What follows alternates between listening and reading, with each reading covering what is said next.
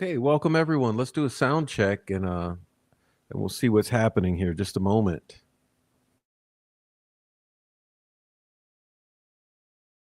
All right, looks like we're good to go. So welcome on in. A special thank you to Mark Ellis for the super chat to start us off. Thanks a lot. That's a welcome, nice welcome, and I thank you for that. And thanks to everyone for being here super early, and apologize for being late. There's a lot that's going on, and so we're going to get into some things tonight, and we will start off with our breaking news. But before we get into all of that, I want to say hello to everyone who was here early and who's in the live chat. If you're not already in the live chat, come on and jump into the live chat. And special thank you to Amy for posting our support pathways, which are the Cash App and Buy Me a Coffee. You guys, please take advantage of that. If you'd like to contribute to the show. And so let's say hello to Mark Ellis, first here tonight. Yeah. And also Fur Baby Daddy says, I was like number 4. Welcome, Fur Baby Daddy. All right. And to Don McKenzie. All right. And also Miss Icy Cat. All right. And who else is here? Michael Lewis, L'Oreal, Niobe. Hello, Niobe. David Rogers. What's up, David Rogers? All right. Heather Brown. Rebecca Ann, 1965. All right. We got Tracy Fleetwood. Ricardo 2. Mino Dino. Dirty Diana. Also, we got Deb. And Amy Mickey. Digital. And Sweet Dude Shibby. All right. The whole Prof family's here tonight. What's up, guys? Thanks for being here. We got Carol, Stephanie. All right. Heather Brown. I already said hi. Okay. Ninja Warrior Assassin. What's up?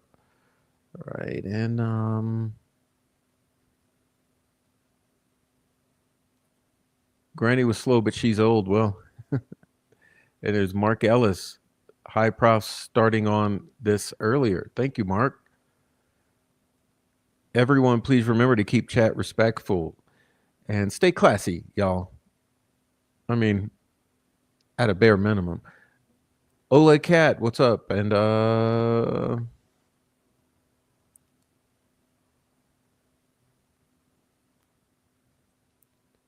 Nancy Drew 101's here. What's up, Nancy Drew? Nice to see you. Nice to see you. And it's nice to see. Wow. What do deserve all these regulars? I'm just trying to understand.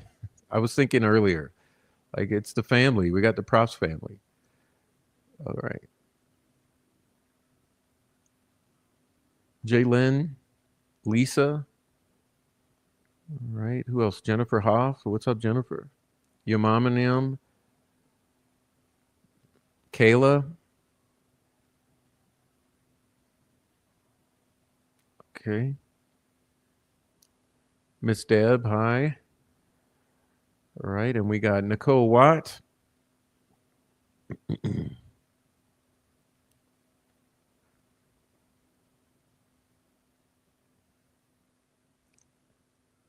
right. Asha Harry, welcome.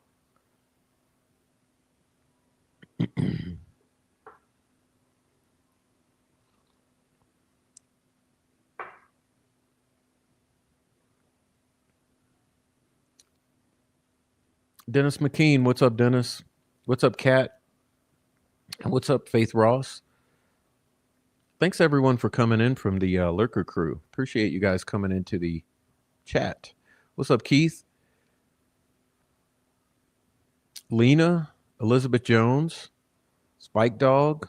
There you go. Everyone's flooding in now. Let's see. All right. Possum Friend. There we go. Malibu. What's up, Malibu? Can't think of one. Hey, hey. Well, I don't know who you are, but what's up? What's up? It's a new day. One of my other favorite YouTubers, ladies and gentlemen. It's a new day. All right. As far as Delphi is concerned, I got plenty who are not Delphi related. I love you too, Jennifer. Can't think of one. All right. 26 Dead Zombies, dude. What's up? Aaron Town, you got regulars because you provide quality content. Well, I'm never happy with it, but I know it's improved over time. So thank you for that kind word. But I just love having the regulars. It's so amazing to have a family in here. I mean, honestly, I thought about this. Okay, I'll take a pause and tell you what I was thinking earlier. I thought, wow, it's, we do like 3 or 4 hour shows several times a week. That's more than I've seen most of my family members in the past several years. So we spend more time together than family. And that's something else. Really is. What's up, Christina? All right.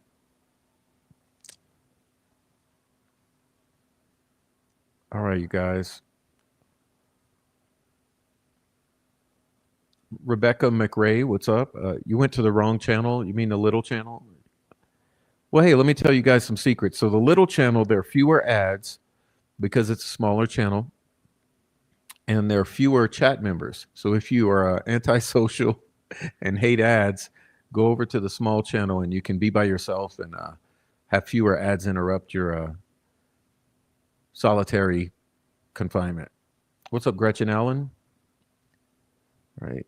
Mimi's in the house. Who's your daddy? 11. All right. Kathy S. Hey, Kathy. Long time to see. Where you been? What's up, Kathy?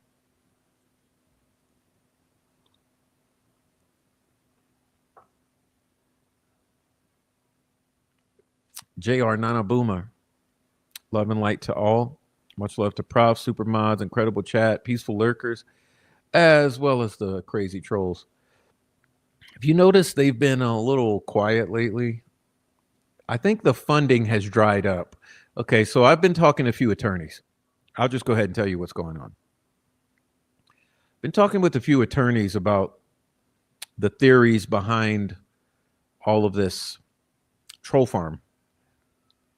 And the consensus among two or three that I spoke to and myself, among all of us, we all kind of came to the conclusion that the funding must have dried up.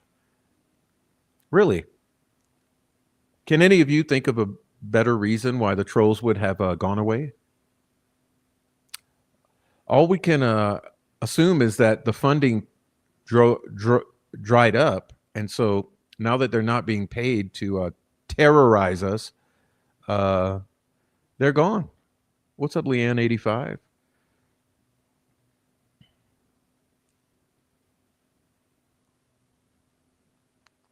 Steve Stubbs, what's up? Birdie81, hey, what's up? All right.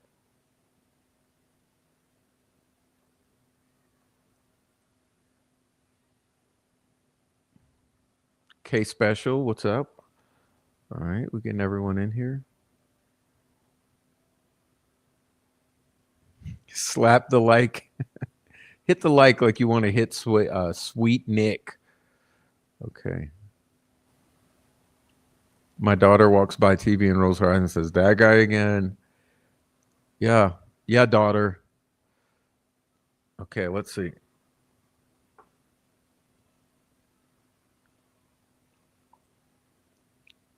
No, the trolls only go where they're paid or otherwise incentivized. So I don't know if they're going to Karen Reed. Who's going to be paying them? But yeah, I don't know. It's crazy.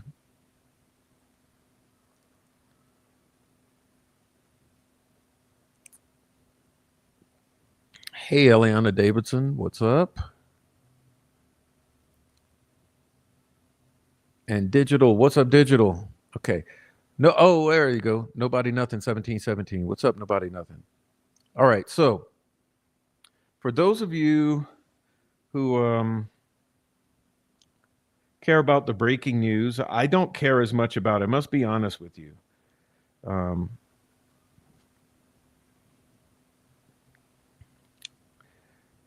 And I'll tell you why. So clearly there is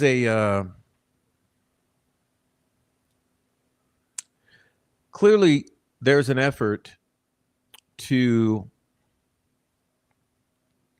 fortify the filings for appeal. Okay. And so, so I don't know if you've sort of picked up on the fact that the defense seems to be just kind of laying on the lanyard for the appeal, filing, I don't know, I guess reinforcing type of filings that don't present anything new, but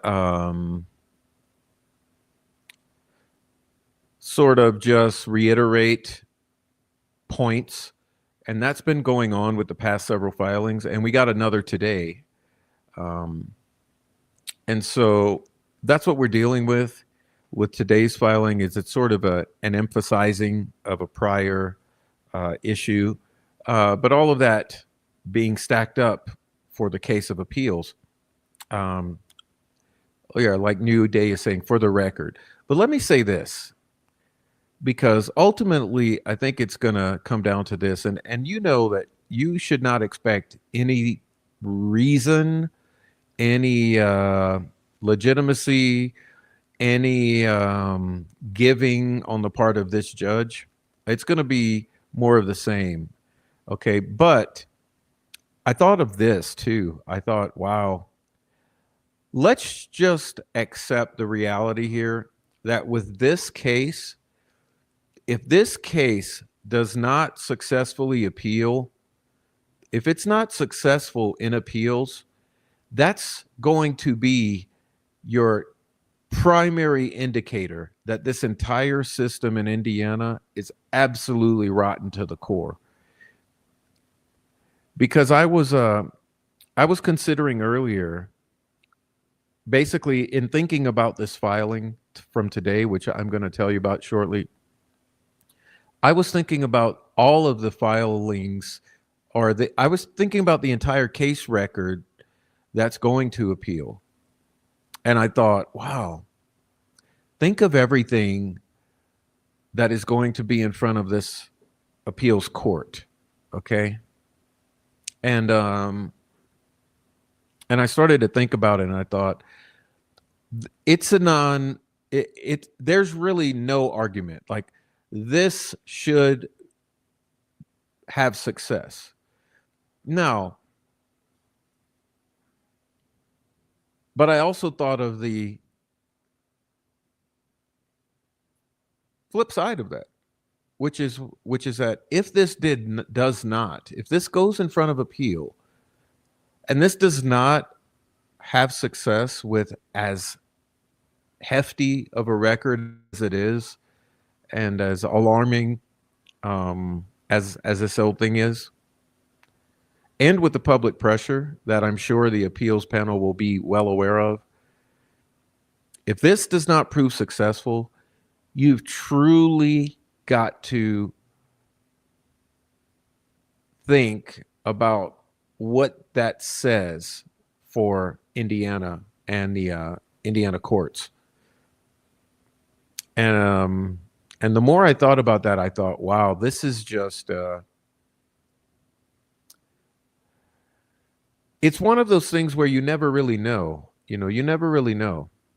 You don't know how it's going to go, but should this go the wrong way, it's going to be a huge red flag for Indiana. And I guess that's kind of was my conclusion.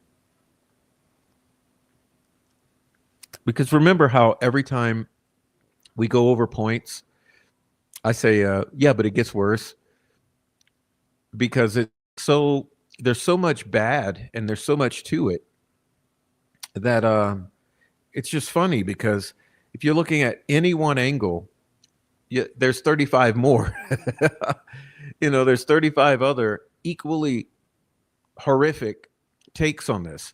And that's the point, is that, wow, with everything being completely appalling,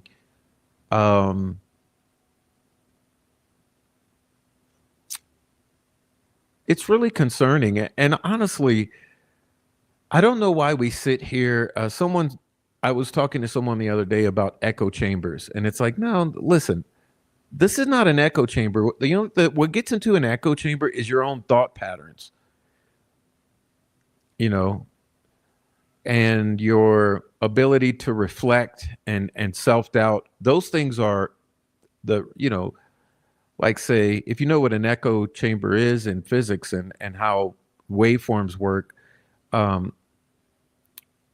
when two waves come together destructively, they cancel each other out, and you have a sort of a negative interference. And it's kind of interesting, because I think about that as far as thought patterns and thought forms and waves. So as you start to, as this knocks around in your mind and the thought patterns reverberate in the echo chamber of your mind, you can sometimes doubt yourself, and you can say, well, I don't know, maybe it's not. No, trust me. This is far worse than it looks. This should have never gone to trial. Let's be honest here. Okay, because I think to look at it in retrospect, you have to say, wow, the fact is that this should have actually never even been brought to trial. And it's alarming that it was brought to trial. And everything beyond that is just extra. It's alarming that the judge was as unhinged as she was. And it's alarming that the prosecutor is as unhinged as he is. And it's alarming all the things that took place inside and outside of the courtroom. I mean, remember, you had Greeno threatening to kill everybody, including me, including Andy Baldwin and the other attorneys, and other attorneys who not even representing Richard Allen, and other YouTubers, and Richard Allen himself.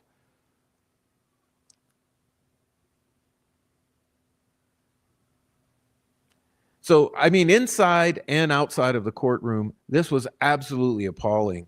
And it has the entire time it has been, Now,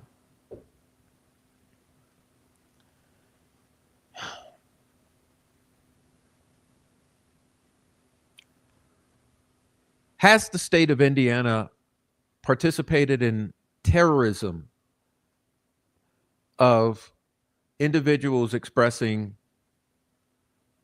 alternative points of view on the internet? Rhetorical question for you out there. Yes. Yes. So, aside from the alarming aspect of this case where it should have never been brought to trial, but it was, and you had an unhinged judge, an unhinged prosecutor, unhinged shenanigans outside and inside of a courtroom, you also had the targeting of select individuals who were expressing dissenting views on the internet, me being one of them, and others. We had two of the defense investigators were targeted, one in particular, by the ISP. You had a YouTuber singled out and targeted by the ISP. You had several of us targeted with a cyber stalking campaign, a cyber gang stalking campaign you cannot imagine and have never seen the likes of. And some things we still haven't talked about, okay?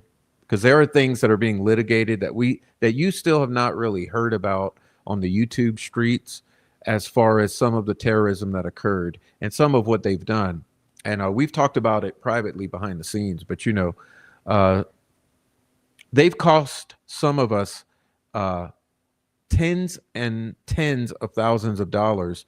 They went after employers, former employers, employers of spouses, spousal employers, children, parents, etc.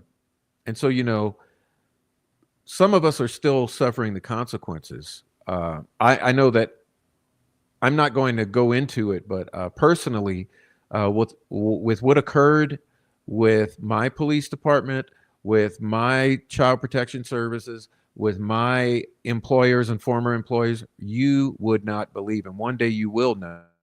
Probably going to write a book about it. What happened with Rick Snay's employer, his wife's employer, his marriage, his whole deal, you wouldn't even believe it. What happened with Noe, you wouldn't even believe it. What happened with some of the other YouTubers, you wouldn't even believe it. The things that they have done. And remember, we've got several of them dead now. Okay, you have had several suicides, a couple murks. All of this was basically condoned by the Indiana State Police.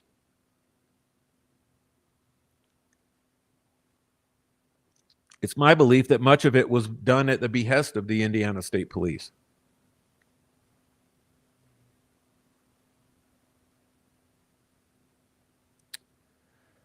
So it's when I've said that these people in true crime, who I refer to jokingly as the troll farm, they are the true domestic terrorists in this situation. Look, they try to distract you, or they try to deter your perspective, your I don't know.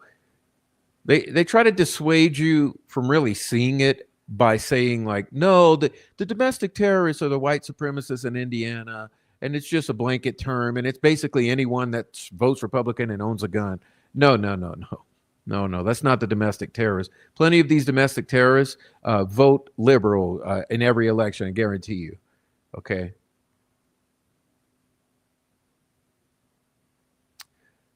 But these particular terrorists, cyber terrorists on the internet, some of them are white supremacist domestic terrorists. Some of them are just paid terrorists. Some of them are incentivized by other means and and some of them are hired, and it's alarming. It's alarming. So that's your true nature of the Delphi case, and it's just been the most appalling thing I've ever seen in my life. And like I said, if I ever do write a book, it ain't going to be about Abby and Libby. Why would I do that? No, no. My book is going to be about how these campaigns function. Okay, because ultimately, what it is it's a concerted PR effort. It's an organized troll farm campaign in which they try to first erase all reasonable doubt. Okay. So anything that was potentially going to open the door for potential future jurors in establishing some sort of reasonable doubt, they try to shut the door on that. So that means things like when I would come on and I would talk about questions about the family's narrative and about statements the family has made, and when I would talk about how there is this methamphetamine connection to all of these people and to this crime, and how it ties into the biker clubs and the cartels and the moving of meth and potentially human trafficking and those types of things. Well, the reason they came after me was particularly because of that. Because by saying those things and discussing them and revealing them to the public, what you're doing is potential future jurors might be watching that, and that might be something that they could not risk a potential future juror coming across, because it establishes reasonable doubt before they even get into the jury box. Okay, so they made it very well known behind the scenes that that was their objective, and that's why they were doing what they do, and that the ultimate thing that they were trying to do is get us to leave the internet completely. Okay, first thing they wanted was for us, like me and the others who they targeted, they wanted us to be run off of YouTube completely around this subject. So not just run off of Delphi and go on to do other content. They wanted me run off the whole thing completely. And then the second thing they wished for was that we committed self-harm. And the reason I can sit here and say that to you is because we have the receipts of it all. We had moles in various inner groups of inner groups, if you know what I mean. And we have receipts documenting all of this. They wanted all of us to commit self-deletion or something like that. And they openly talked about it in their little private chats that they thought no one from the outside was listening in on. And when I read, when I was given those messages and started to understand that that's how, because I was assuming that they were really evil and sinister, but when I started to truly understand that they actually wanted us to unalive ourselves as the ultimate goal, their highest aim was that. And if all they got us to do was completely leave the internet forever, on the path to that, then they would be happy with that as well. Which is why you've seen so many who express this dissenting view run off of the Delphi murders. Ask yourself now, okay? Ask yourself now, how many creators that did not buy the standard narrative, how many of those creators are still around today? Many of them were run off. A few of them passed away. Some of them did commit self-harm. So you see, when I say crimes have been committed, you need to understand crimes have been committed. And it truly is my hope that this will be looked at by law enforcement in the future, because there's no statute of limitations on what was done.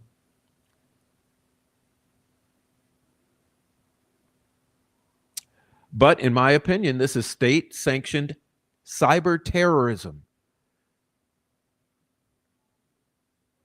And it hurt a great many people. Anyhow, I don't know what necessarily got me off into that tangent, who said what or whatever may have happened. But for some reason, I felt like I needed to express that to you all today. And it's just something else. I mean, you can't make up the level of sinister shit that has been done behind the Delphi murders. And as I've said so very often, why? Over the murders of two little girls? I mean, children are murdered every day. Unfortunately.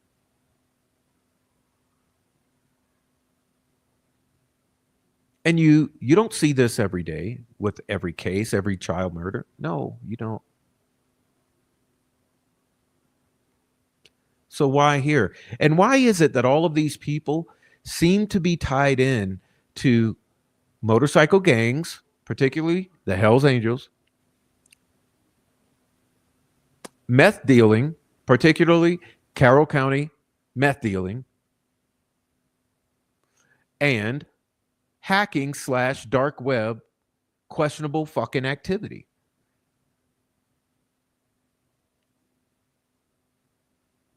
Why is it? So in other words, these terrorists that I'm describing primarily seem to come from powerful,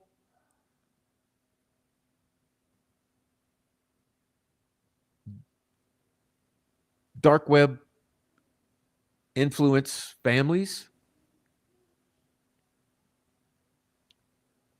Some of them come from biker clubs. Some of them are related to the families of these victims.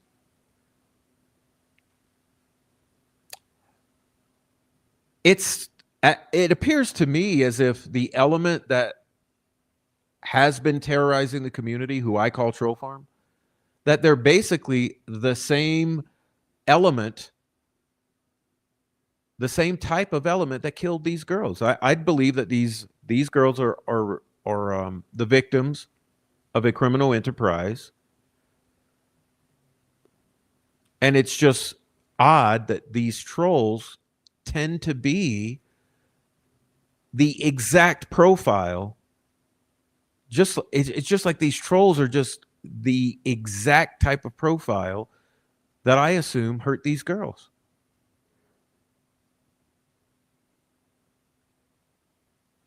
But you know, here's the deal. It has all been documented. It was reported to FBI years ago when it started. There's a good probability that it was all monitored. But even in the case it was not all monitored, it has all been documented. And the record goes back 2 years in my case, and some more years with others. So it's odd. It's odd. Why would it seem as if a little break-off faction of the group that's probably behind these murders is the same break-off faction that's behind the cyber stalking and the Delphi murders online community? It's crazy. It's crazy. I want you to think about that a lot. And I've said it before, you know, because we've had them complain. When I first said it, I didn't say it maybe as well defined. I said it in a more general way. And immediately one of the trolls said, they're trying to say we are behind the murders, blah, blah. Yeah, basically, that's basically what I'm saying. Mm-hmm. Or you're otherwise incentivized. But you know, I know one thing. I wasn't behind selling pictures of dead children on the internet. I also wasn't behind any of the other pictures of children off the internet that you guys appear to be behind. So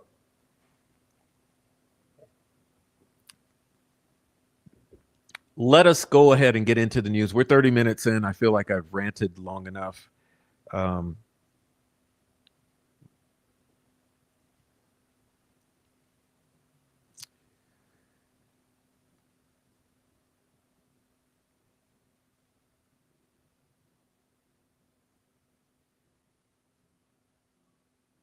All right.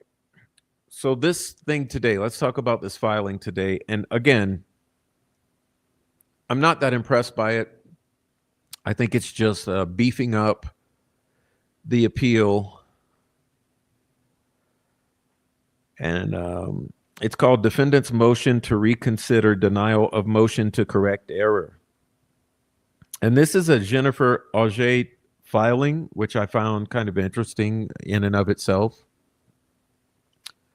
I kind of like the lady. I give these attorneys hell. I give Bowen and Razi a lot of hell because they dropped the ball. They fucked up majorly. They made a lot of mistakes. They rested their case before they should have. They dropped the ball on a lot of things that they should have not. But anyhow, this particular filing is coming from, it appears, is coming from Jennifer Auger, who I don't hold necessarily to the same standard as these other two, because she's a latecomer. And anyway, that what she seems to be doing here is solely focused on Mr. Brad Weber. Okay? You understand what I'm saying? And you'll remember all the shenanigans about Brad Weber.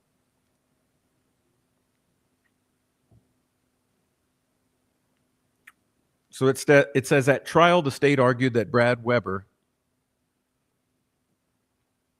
came home from work in his Ford Econoline van on February 13, 2017 at approximately 2:30. But we all know that's a lie. We all know that's a lie. Listen, it's a lie like this. Let's be real. McClellan has to be the dirtiest fucking prosecutor this side of the Rocky Mountains, right? Dirtiest.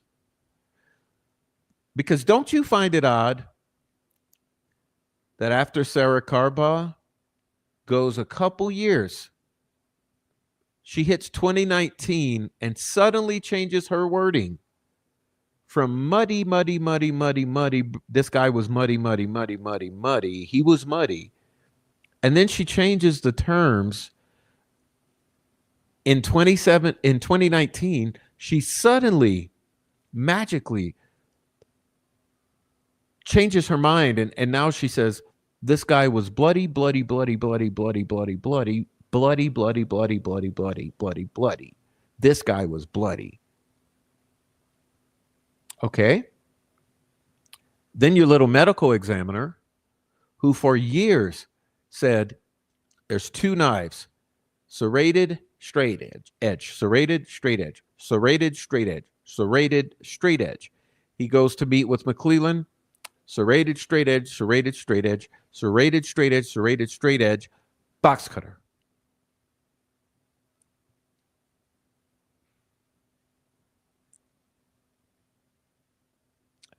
Same with Brad Weber. Same with Brad Weber.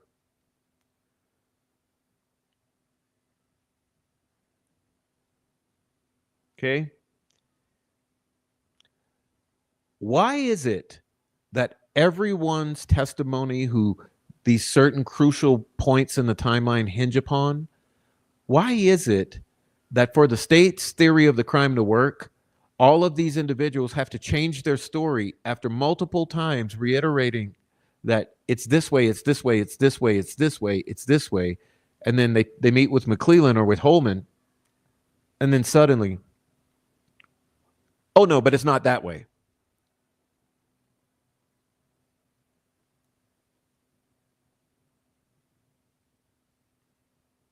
And wasn't it the same with well,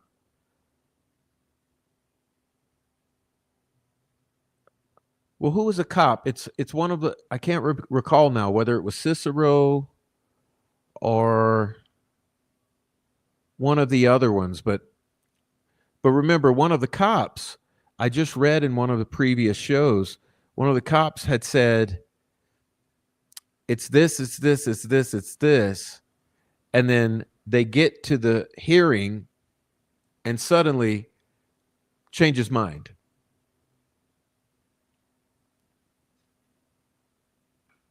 No one seeing that as a pattern? No one picking up on that pattern?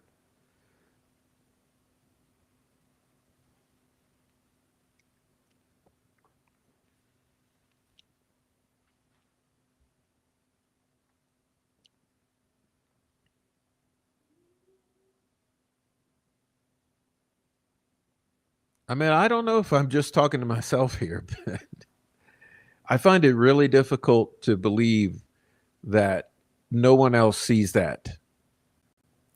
That there seems to be so many occurrences where crucial witnesses say one thing over and over and over and over and over and over again, and then suddenly they have an epiphany. And in the epiphanies, they change their stories to suit the state's narrative perfectly.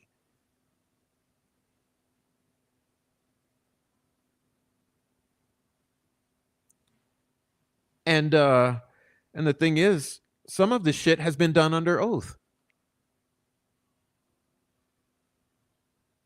Anyway, back to Brad Weber. So it says, remember, the state said Weber came home at 2:30. The state also said the phone that Liberty German was in possession of did not move after 2:32. The state further introduced a confession by that stank wench, Monica Walla,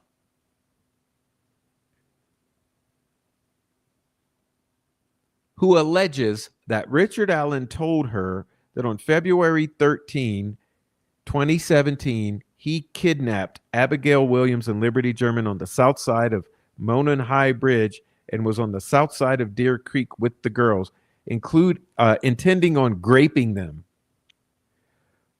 When he saw a van and became scared.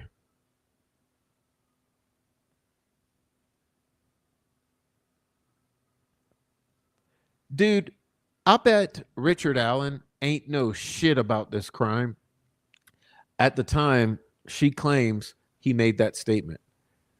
Remember, she was the one in all the Delphi groups watching Gray Hughes, whose theory this is. Because you ain't stupid out there. You people ain't stupid. Remember, Monica Walla was the one obsessively watching Delphi podcast, especially Gray Hughes show, who had come up with this very fucking theory to a T, identically.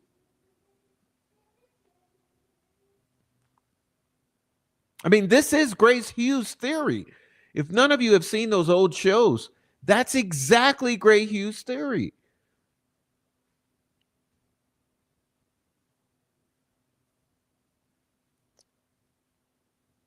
It says, Richard Allen allegedly told Dr. Walla, I should say Dr. Walla, that after he saw the van, he forced the girls to cross Deer Creek to the north side, where he ultimately killed them. That's Gray Hughes' theory. I bet you Richard Allen didn't say shit, none of this. He didn't say none of this. This is Monica Walla creating a fantasy based on her imagination of a projection, of a holographic projection in her mind based upon Gray Hughes' theory that formed this little seed in her mind, a holographic seed that she broadcast in her mental, in her mind's eye, to a three-dimensional story playing out. And she took that three-dimensional holographic projection in her mind that Gray Hughes had seeded, and she visualized this thing happening that way. And then she went to Richard Allen and had this exchange of information in which she fed this story in a circular fashion or circuitous fashion, such that she decided, you know what, I'm going to say Rick. I'm going to say Rick confessed to this.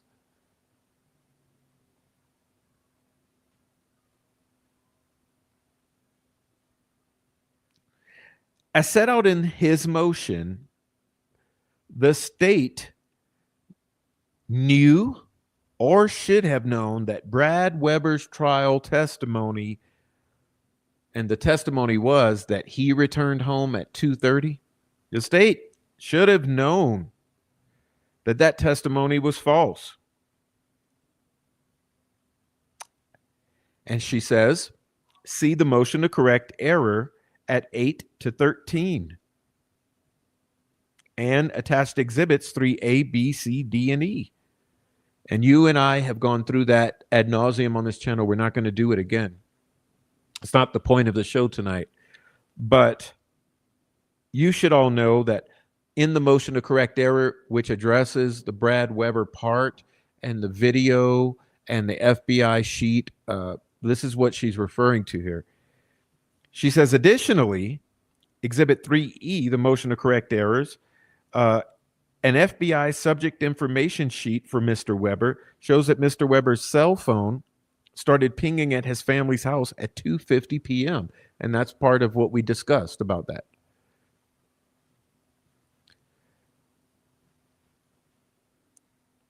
Well, 2:50 p.m. and 2:45 p.m. are well after 2:30 p.m. That's 15 minutes. Now, what makes that important?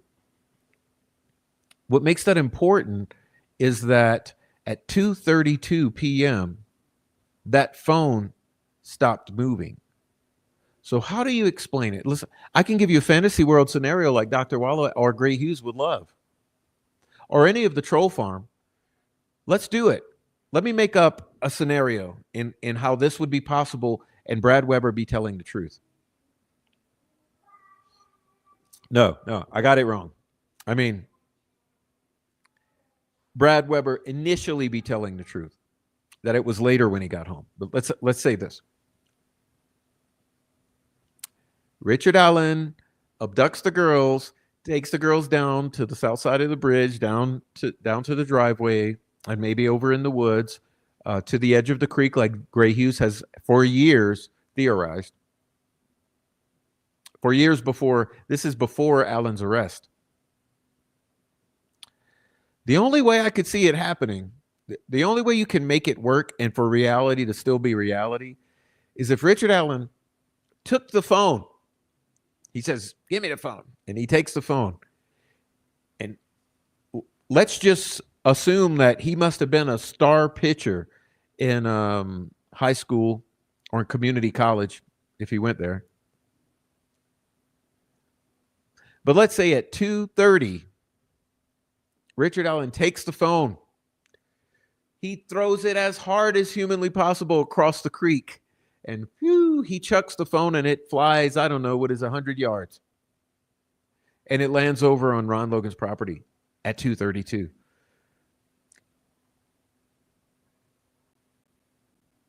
All right.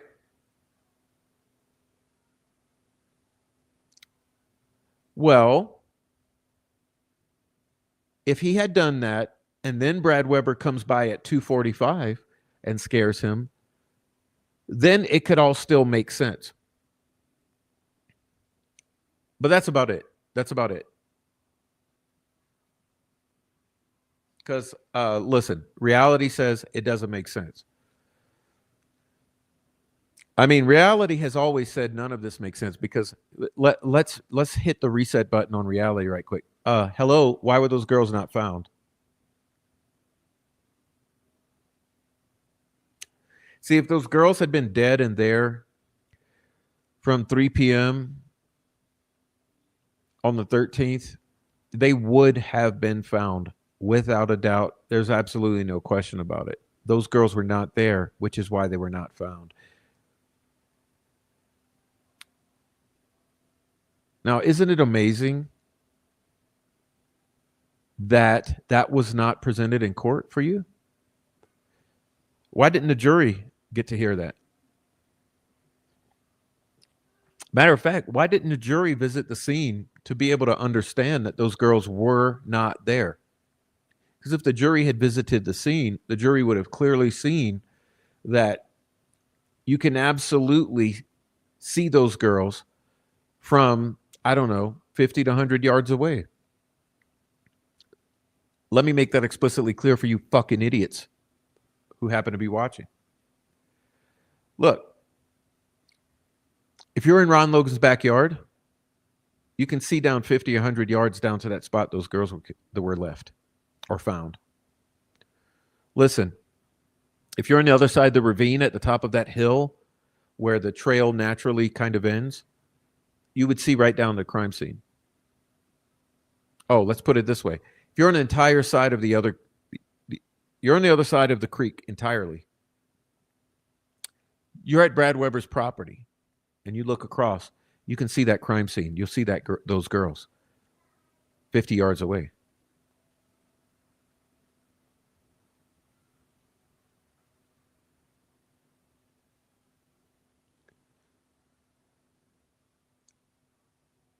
How many of you have been out there to see that for yourself?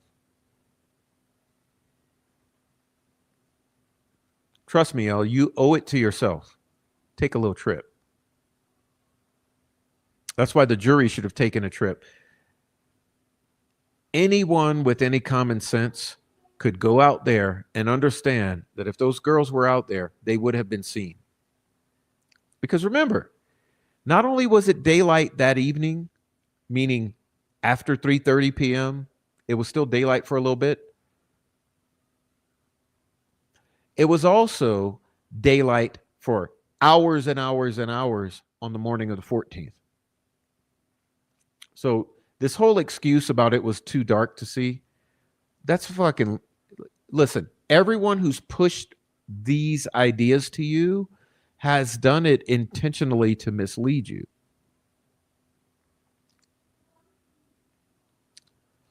Let me put it this way. In your block, there's 2 dead girls. Do you think if you got 100 people searching that block, those girls ain't going to be found?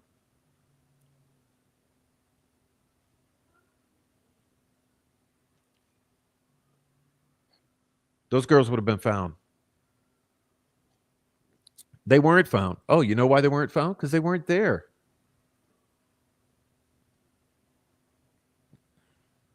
Now, here's the sobering reality.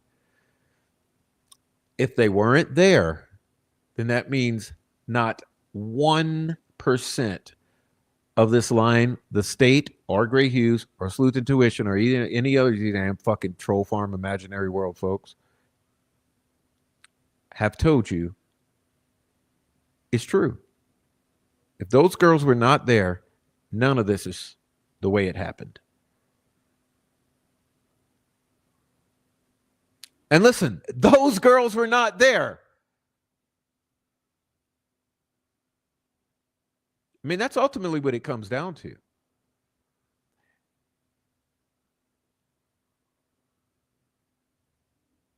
This is why I want to quit this fucking show every single time. I want to quit this subject area because it's so frustrating. It's like banging your head against. You think I want to bang my head against a wall every day of my life? The bottom line is those girls were not there. They were not there. And if those girls were not there, where were they?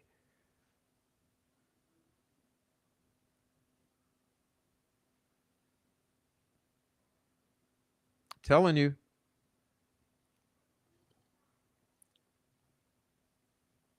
You see, you had police officers, volunteer firemen, and probably a couple firemen, DNR officers. I want you to stop being an idiot and think about who you had searching for these girls.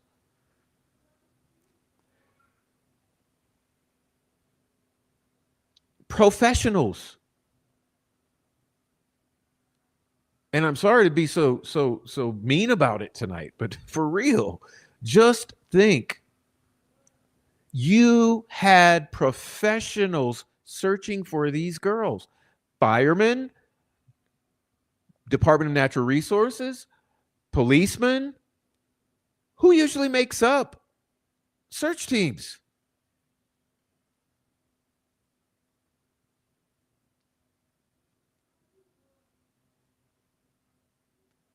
If you had 30, 40, 50, 100 of these types of guys out there searching, hunters,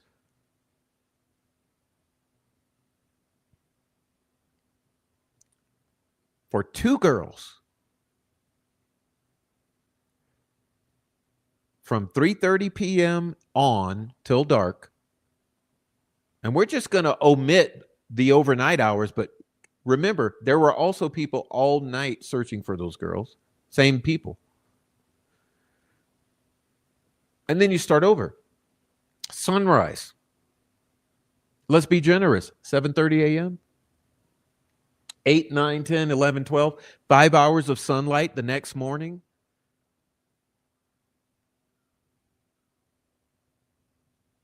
And you can see those girls easily from 50 yards away, 100 yards away.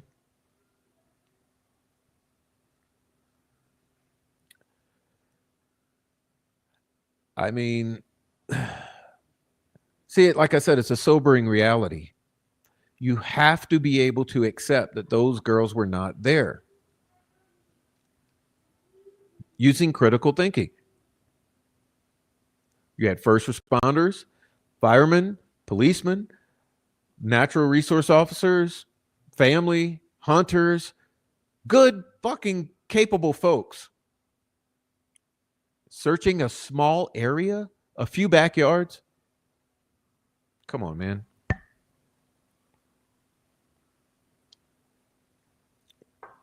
They weren't there. Now, I told you my theory before. My theory is they were placed there before sunrise.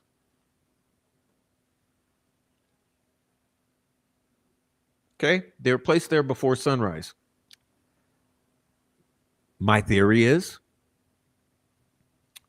a portion of these searchers were actually bad guys.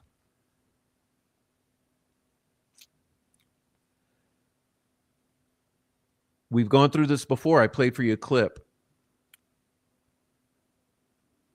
And the clip I played you was explaining how the military cordons off an area. You have multiple stages of cordon: inner, outer, mid. Okay. So the first thing these guys would have done is once they got everyone to skedaddle, say midnight, 2 a.m., they would have established a perimeter, primarily focus on access points, path of least resistance. In other words, on the trails. You put primary lookouts at certain stages along that trail and at other points of perspective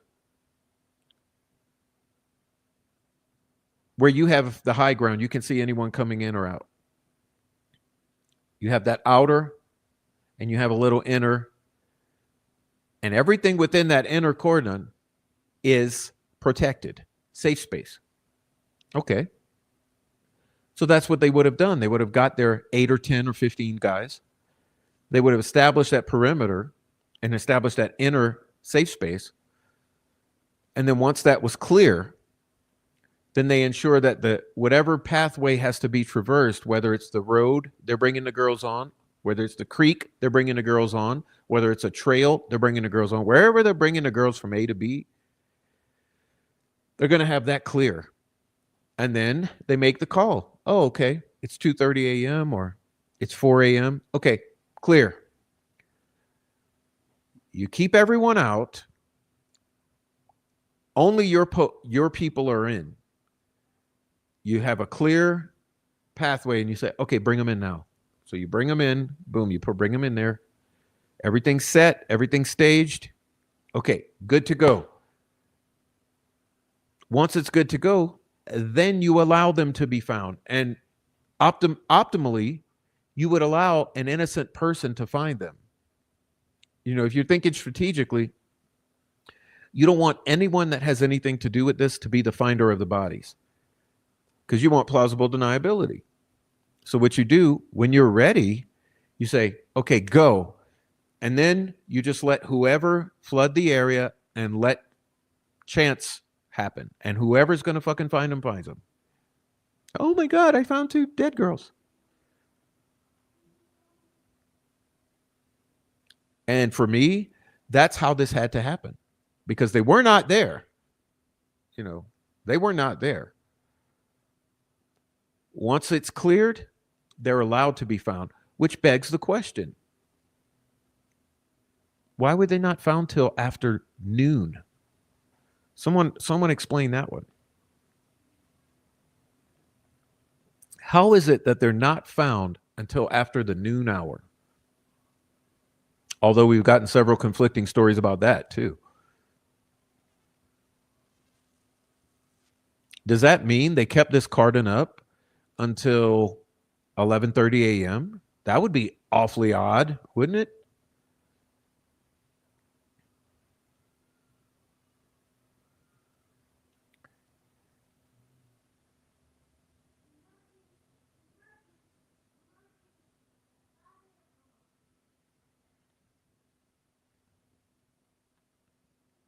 Look, let's be real here too.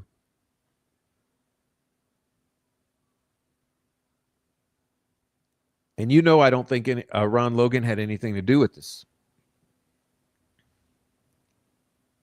But listen, you think Ron Logan didn't know his property? You don't think that Ron Logan would have found those girls early that morning? I don't know, 9 a.m. or something at the latest. You know, let's say he has animals, right? He keeps animals. So he's got to wake up early, 6, 7 a.m. He's got to go feed his animals, right? He's got fucking animals.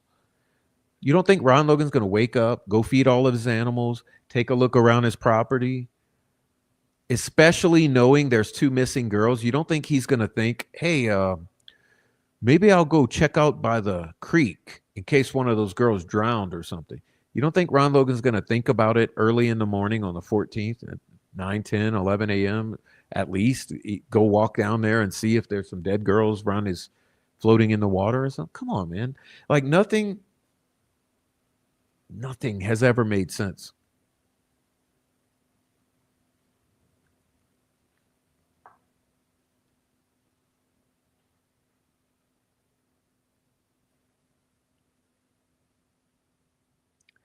And you know, that whole story never sat right with me with Eric Williams saying that they ran him off.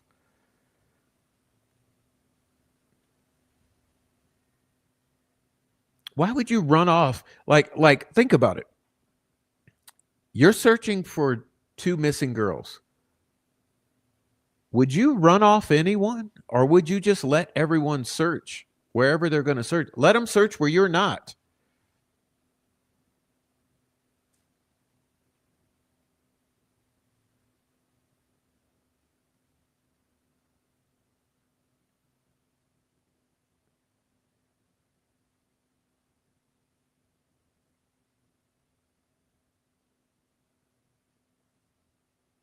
And have you ever noticed on the helicopter footage, there are some glitches in it. There are times when the camera's cut. Why is that?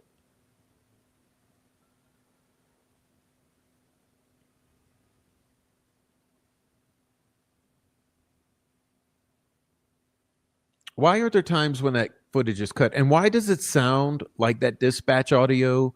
Why does it sound like that dispatch audio is LARPing, is theater? There are parts of it where it sounds like someone on one end is lying. Like there are people in the know and there are people not in the know communicating back and forth. Like, see, the thing is, they never expected that any of us would give it this much scrutiny.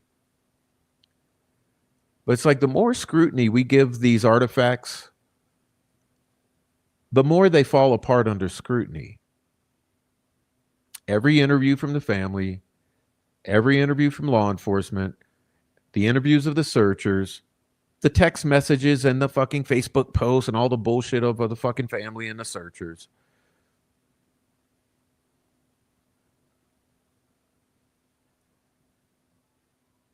It all falls apart under scrutiny.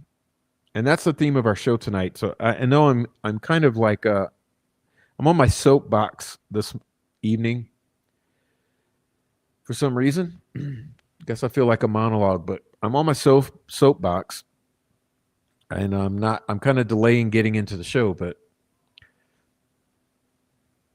it's really, really, really alarming.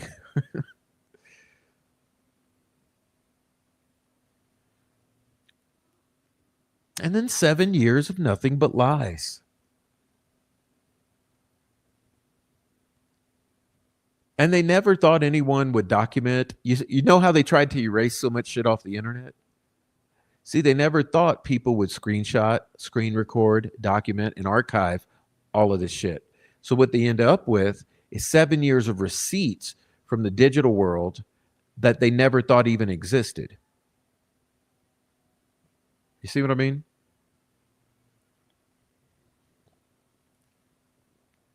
And like I said, whatever angle you look at this from, it looks so bad. Now you combined all of what I just said, combine that with the cyber stalking, the gang stalking, the harassment, the bullying, the fucking death threats, the suicides, and all of that shit. The troll farm, the PR campaign, the controlled media, the bias of the media, the bias of the judge, bias of the prosecutor, the corruption of the cops. You know, you start mixing it all in, and then you get the community calling us and sending us emails.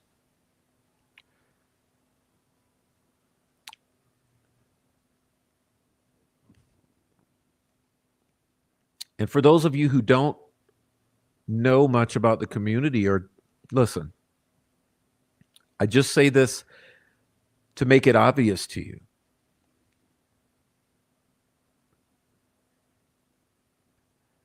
There's this misrepresentation on the internet, especially in the early years that they tried to pull. They tried to misrepresent the community's unified, feeling and perspective on this crime. Hell no. No, that's you see, that's the furthest from reality, because we actually get community members emailing us and calling us and texting us on a regular basis. So what happens? You put your email up publicly and you do a channel like this. Eventually, you're going to get dozens and dozens of Delphi and Carroll County residents messaging you. And what do they tell us all? They all tell us the same thing. We hate the Patties. We know this fucking prosecutor's lying. They're covering it up. It's a cover up. These cops around here are crooked. They've been doing this for years.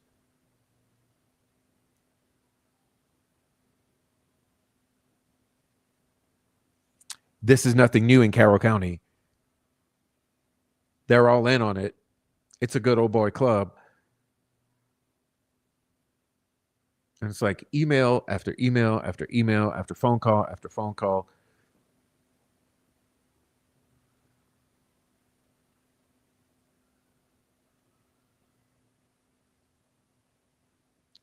They say the things that we said. They're like, it's a family of criminals.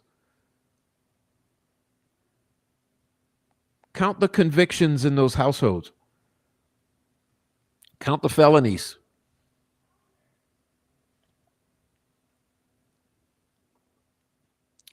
Anyway, that's what Delphi residents call and tell us. And you know what else they say? But we're too afraid to talk.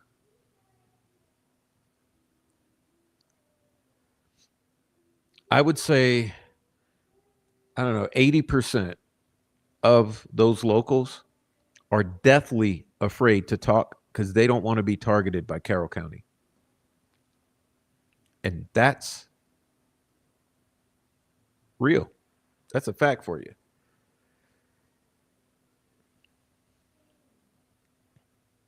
They're afraid.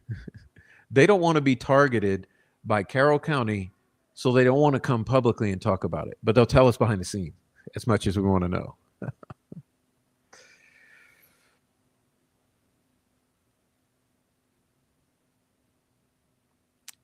Anyway, I was trying to get through this filing here from Miss Auger.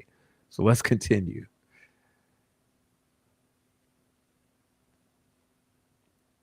All right.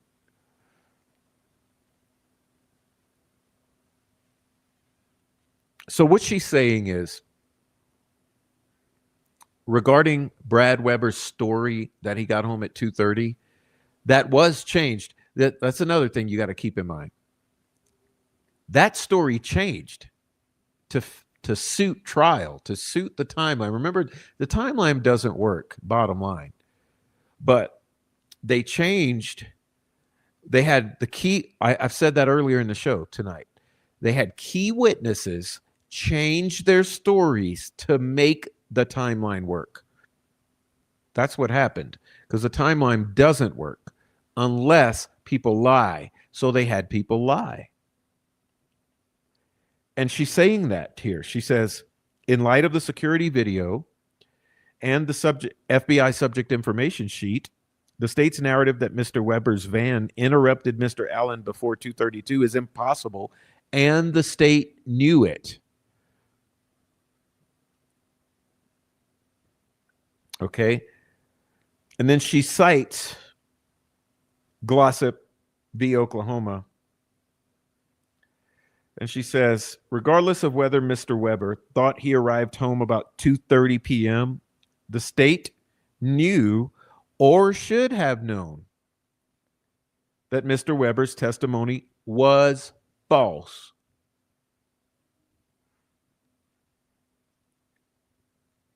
And knowingly, they let it stand.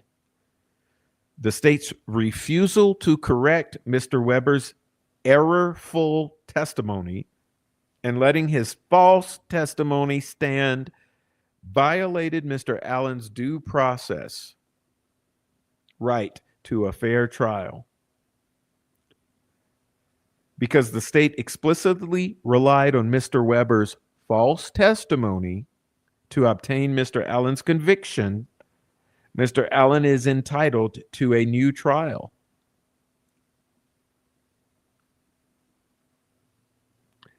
A new trial is warranted so long as the false testimony may have had an effect on the outcome of a trial, if it, in any reasonable likelihood, would have affected the judgment of the jury.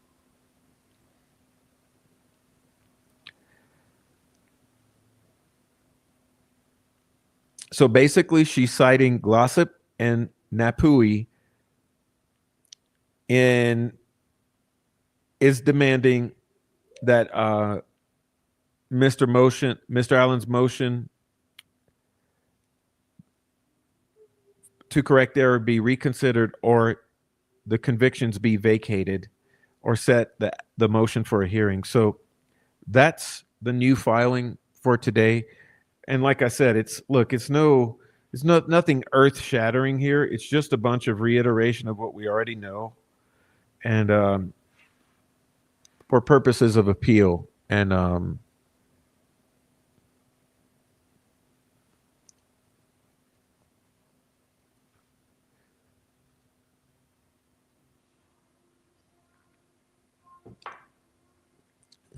don't know. That was today's update. Okay, so that's today's breaking news. So I'm going to let it.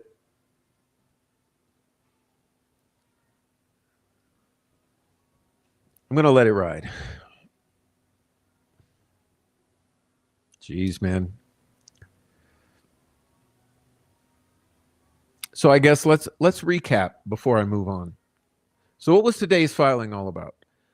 Oh, well, just the fact that McClellan allowed Mr. Weber to lie on the stand. He allowed false testimony on the stand to be presented to the jury, which ultimately resulted in the conviction. Because remember, I don't know if you guys recall the details of the jurors' statements Remember, we've only had one juror come out, unfortunately. Where are the other fucking jurors, by the way? Where are the other jurors? Are they all like the Delphi residents? They're deathly afraid to come out and speak their mind?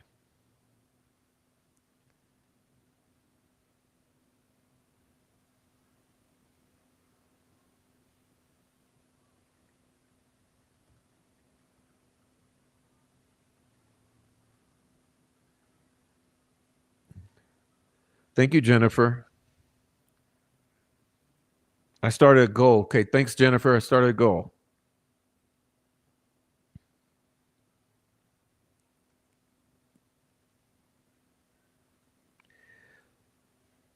All right, guys. If only I thought about this earlier. Also, is we typically get 2 or 3 thousand views on these live streams. If only I don't know, 10% gave $1, you would totally fund my entire life, where I could dedicate 110% to doing these or doing this work. But probably don't want to do that anyway. But it's amazing because think about it. If only 5 or 10% just gave 99 cents, we would have an amazing support of this work. But I'm just throwing that out there because of Jennifer. And thank you so much, Jennifer. And that's the very cutest profile pic there. Thank you. And thank you, Amy. Amy, that's a very cute A, Amy. And it's a new day. It's not a cute bridge, but it's a cute channel. All right. Thank you. Yeah. Thank you. It's a new day. All right. I'm going to jail myself if you guys don't give to the channel. All right. Now, where was I? Let's see. I feel like I got sidetracked. Damn it.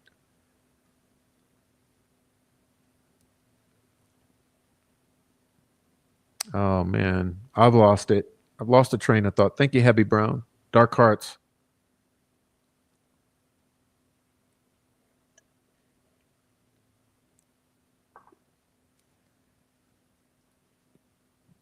You know what would be great to do?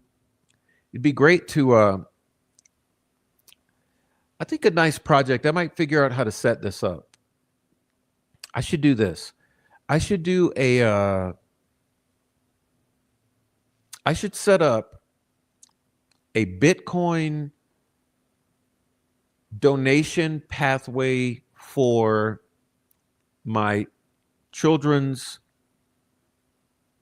trust fund in the future and say, hey guys, the way I'll do it now, I won't take any money except if you donate to the Bitcoin pathway, which will allow to mature for 10 or 20 years, then my kids can have access to it in the future when I'm gone or something. That would be amazing. All right. Thank you so much. Thank you so much for the look at you. Everyone's putting in a super sticker. Thank you. Where are we? Okay. I don't want to miss anyone. Is this Kathy? Thank you, Kathy. Doing this for Prof. Just to piss off gray pubes.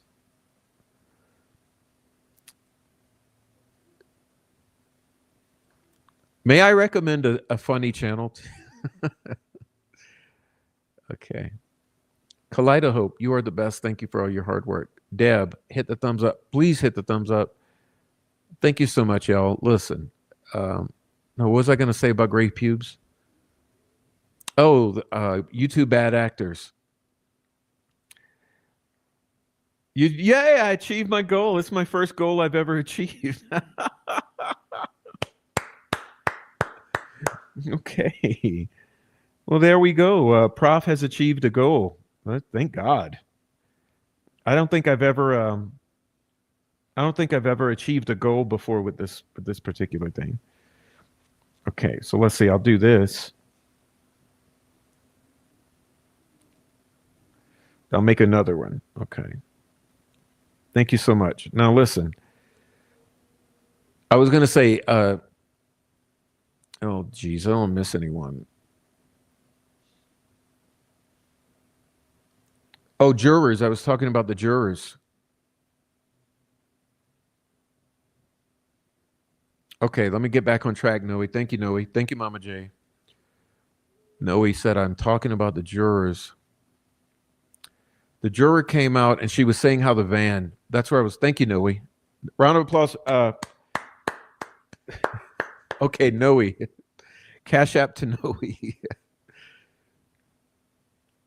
All right. Noe, you can put up your cash app. Listen, thank you to Noe. This is what I was saying. Let me pause here. I'll stop reading the chat for a moment.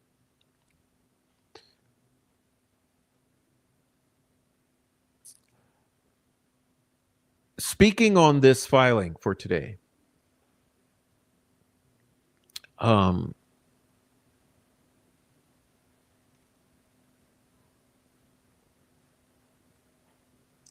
Noe said that it was about the jurors. And so what I was going to say about that in relation to this filing today is the one juror who did come out, she said something very interesting.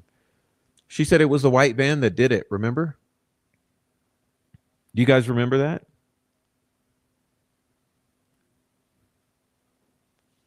She said it was the white van that did it. It was a van.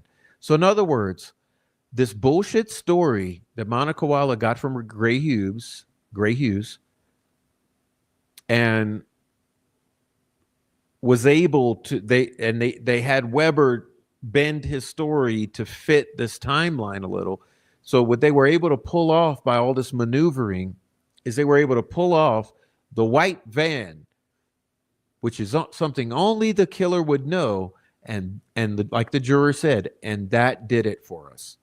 It wasn't the confessions, it wasn't the bullet, it wasn't the Sarah Carba, it was the white van. That's the bottom line that I'm getting to. And what's odd is Miss Auger today with this filing, that's basically what she's getting at, is that this white van, even though we know that this was the tipping point for the jury,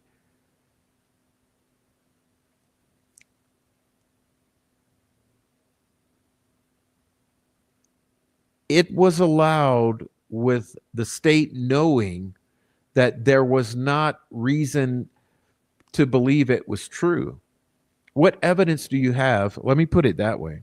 And you know what I meant to do today is change the direction that my mic is mounted, because it's in the worst position. Because I can't flail my hands around like I'd like to, but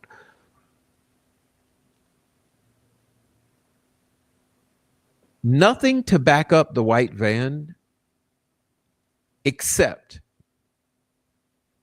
an allegation that it was there. Now,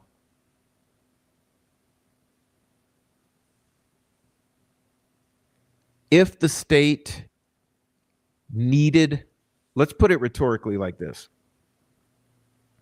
If the state needed Weber to say 245, okay, stick with me. I'm sorry. I know it's hard.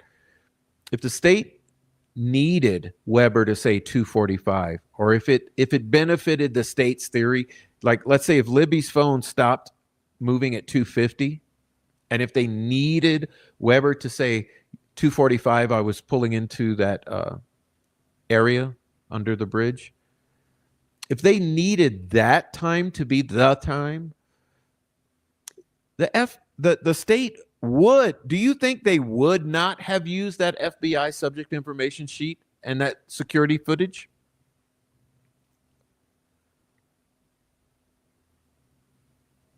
I promise you, I guarantee you, if the state needed Brad Weber there at 245, just a mere 50 minutes later, they would have used that discovery. So if they needed Brad to say, yes, I pulled up in that area at 245, then they would have used the security footage to attach to that, to substantiate it. And they would have used the FBI subject information sheet, which shows his phone pinging at 2:50 at home.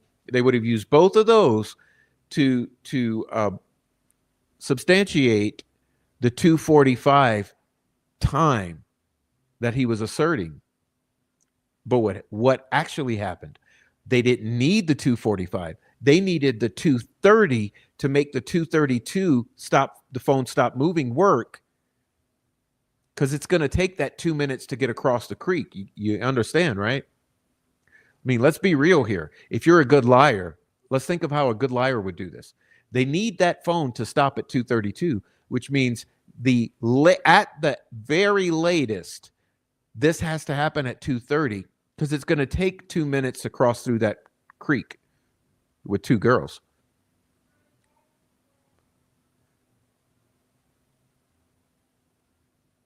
So because they needed that time to be 2:30, they had to ignore, they put on the blinders. They had to ignore the fact that video footage shows 2:45 and that FBI subject information sheet shows 2:50. They needed to ignore those pieces because they needed Brad Weber to bend his fucking story by 15 minutes in order to make this whole charade work. So what did that mean? What does that mean, y'all? Well, it means McClellan knowingly lied. Let's be honest here.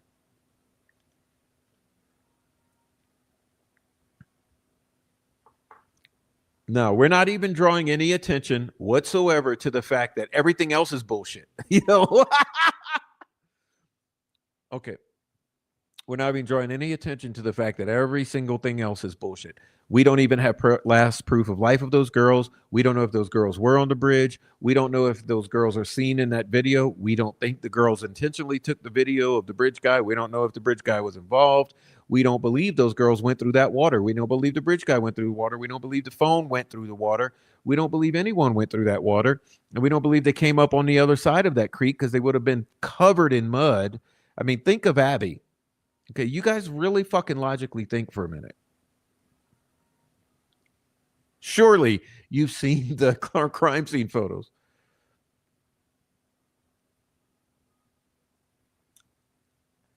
Let me ask you this. Have you ever climbed up a muddy bank? If not, I suggest you do, at least once in your life.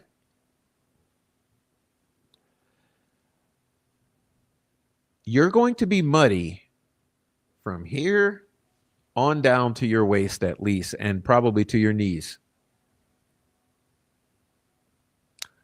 If you've ever seen anyone try to climb out of that creek at Ron Logan's property, you're going to see them having a hell of a time. Now imagine if the creek was at its highest stage. For Abby to be completely clean as she appeared to be means one thing and one thing only. She never went through that fucking creek.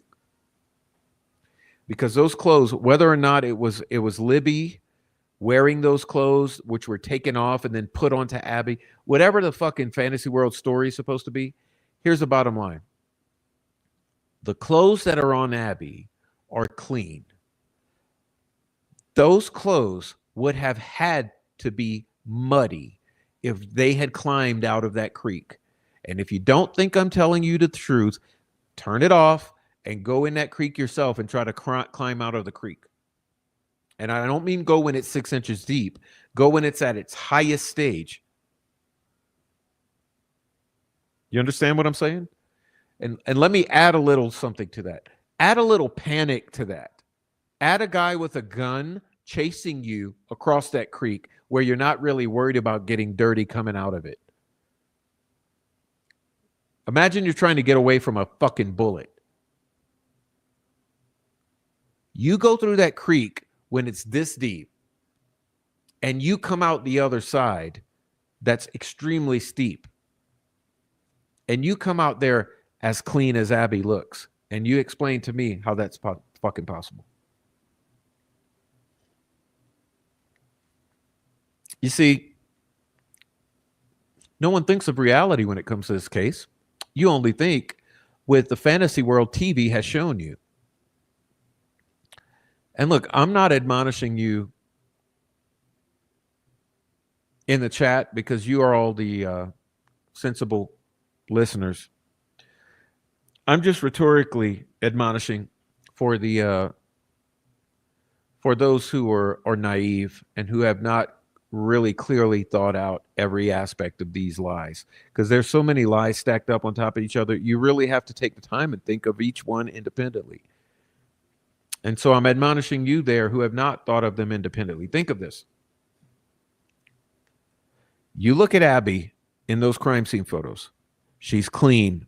Her shoes are clean. Her hands are clean. Her chest is clean. Her jeans are clean. Her waistline is clean. Her chin is clean.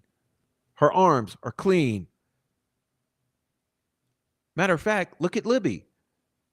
She's nude. Her entire body's clean. So apologize. I don't want you thinking about dead children, but if you're looking at it like a scientist, you look at it and tell me how it's possible that they come out of that creek and up that muddy bank and end up as clean as they are, laying where they're laying. And I mean, you, Mr. Steve, Ruckus, Sleuth Intuition, Gray Hughes, Nicholas McClelland, Jerry Holman, Doug Carter, you lying son of a bitch. Be men. You've lied to the people. You're going to lie about 2 dead girls?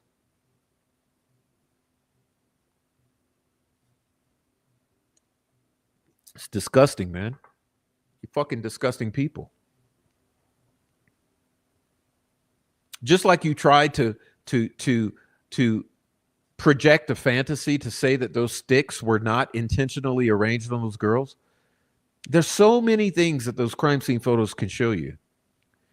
And it just really makes me question all of your credibility as human beings, not just as Delphi speakers, but really as human men. It's disturbing. It's really disturbing because look, you got clean girls with sticks symmetrically arranged on their bodies, and you're trying to convince the public that it's not what it is. If those girls had gone through that creek and come up that bank, they'd be covered in mud, deep under the fingernails, in the hair, in the chin, and under the neck, and everywhere. They'd be full of mud. Because guess what? It's one of these scenarios coming out of that creek. You don't believe me? Go over there. That's why I'm disappointed in all of you. I'm disappointed. And you all tried to fuck with me real bad. Each one of you tried to fuck with me real bad, by the way. Why?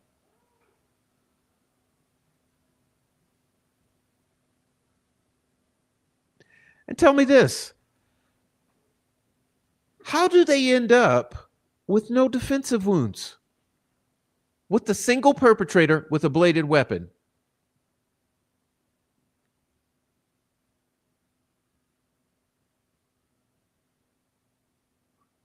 You gotta be fucking kidding me, man. You guys are retarded. You know better. That's the thing about, especially Ruckus and Mr. Steve and you motherfuckers. You know better. You know better than that. Those girls would be dirty and full of defensive wounds if this story had happened the way. You know what? You should change. You should recant your stories. You should apologize to the public, and you should come out and you should start criticizing the prosecution and the state story here, because you know it doesn't make sense. And the fact that you fucking support and back these people up shows you're just as wrong as they are. You should change your tune. You should figure out that you've lied and misrepresented the truth to people. There's no defensive wounds on these girls. They're clean like they just got out of the shower. You got to be fucking kidding me, man. How do you have a single perpetrator with a bladed weapon and 2 little girls who are 14 and 13 years old and athletic and capable?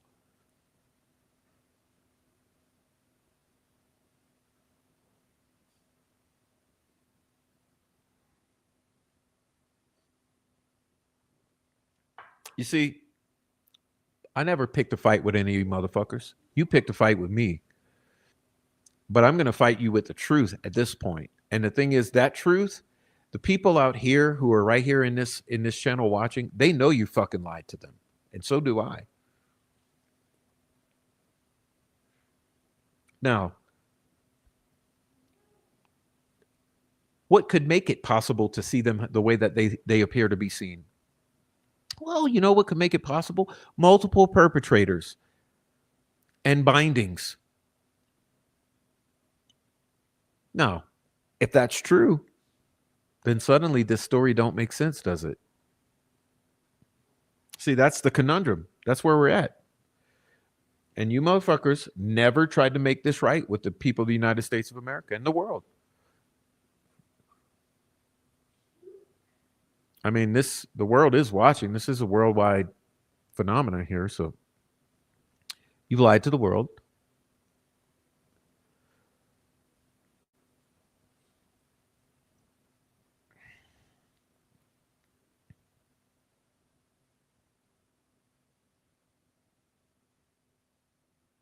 Listen, wanting someone to be convicted for this crime is understandable. I understand that sentiment. I felt it myself. But the thing is it justice if it's not the right person?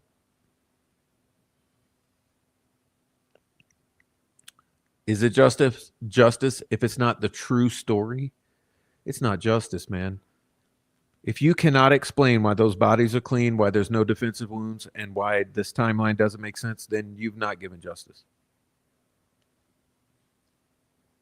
So, and like I said, no matter which angle we attack, it's always unbelievable. Because there's things like the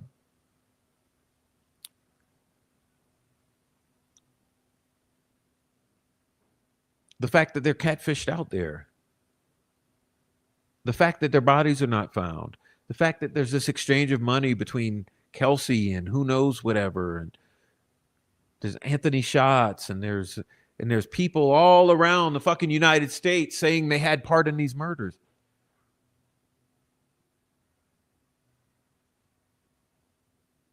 Every indication from day one on has been it's a group of people that killed these girls. But you want us to believe it's Richard Allen did it by himself? The girls' bodies are clean. There are no defensive wounds. No one heard or any saw anything. Didn't find any bodies. Blah, blah, blah, blah, blah. It just all stacks up so high. It's bullshit. Okay, let me do some thank yous and we'll move on to the show. I'm still haven't gotten into the subject matter tonight. Okay, let's see. We got Jeez, man. Apologize for the frustration, but I can't take it, man. Lead with love. Just don't lose the password. Thank you, Lead with love. And April Nunya. And Oleg Cat. Oh, you gifted memberships. Thank you, Oleg, for gifting to the people. Hey, Laura Dawson. Welcome in. Welcome in, Kate Yu. 5 Green Acres. Thank you. Trial Junkie. You like both channels? Thank you for liking both channels. That's sweet. Thank you. All right.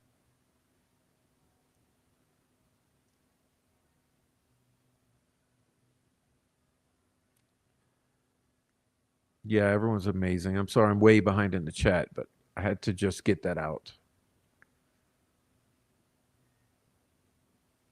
Thank you, L'Oreal.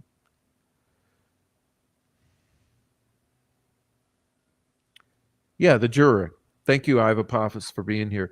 The juror made it sound like the van was the primary. It was a tipping point because she said nothing else really mattered, but that was the thing. And that's the thing that, like I said, McClellan would have used if it benefited his timeline. But because it didn't, he ignored that it existed. And maybe that'll be what bites him in the ass.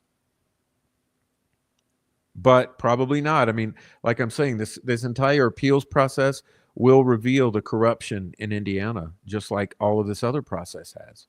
Thank you, Dennis McKean. Thank you, Kate Eleanor.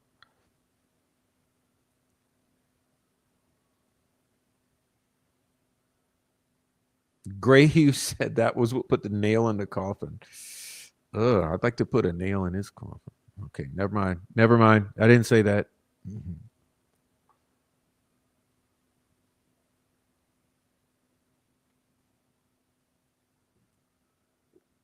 All right.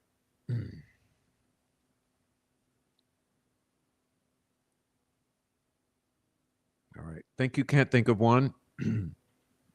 And Jade. They all brought up the van as if that sealed the deal. Yeah, right. Uh, so let's get into that because that's the concept of our show. Tonight is called checking out these YouTube streets. I want to show you guys some things. What's up, Niobe? Niobe with the $20 super chat. Thank you, Niobe. And Kaleido. Yeah, thank you, everyone. I'm sorry I can't spend much time in the chat. I'm trying to move on to our scenario here. How the fuck do you cross the creek and do everything done with the phone under Abby? Oh yeah, that's right. And Abby's the hero because as she's dying, she's putting the phone under her body as her last thoughts because she's a sleuth and a hero and trying to catch her killers just like Libby was, right? Like I've said before, you're fantasizing about these two victims. It's the most disgusting thing that could ever be done. And really, this entire thing with McClellan, I know it's hard for you all to remember everything I say, but I remember most of what I say. And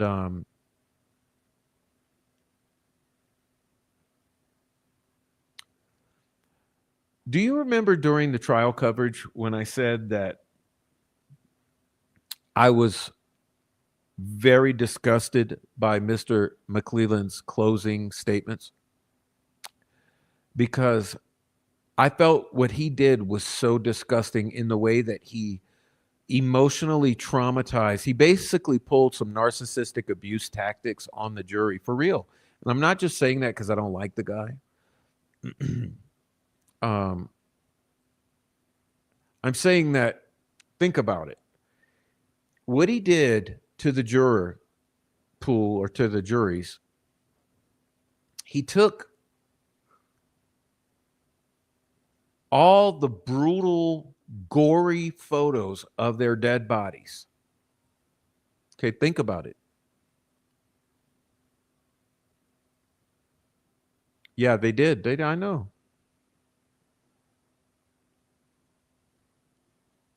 Yeah, I know. I know, Spike Dog. That's what I'm saying. Like when I say that I want to quit because it's like banging your head against an iron door, every single time I do this, there's so much it's like why do we even have to talk about this? Why does this even have to be talked about anymore? There's so many red flags. There's no way that their clothes would be as clean as they appear to be.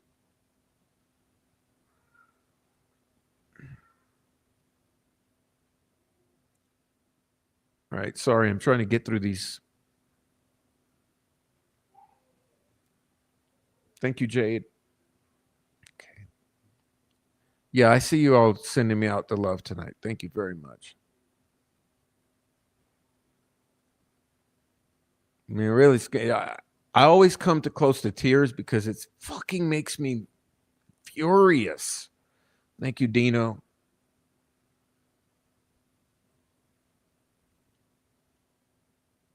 Okay. I think they never crossed the creek. No, why? How could they have crossed the creek?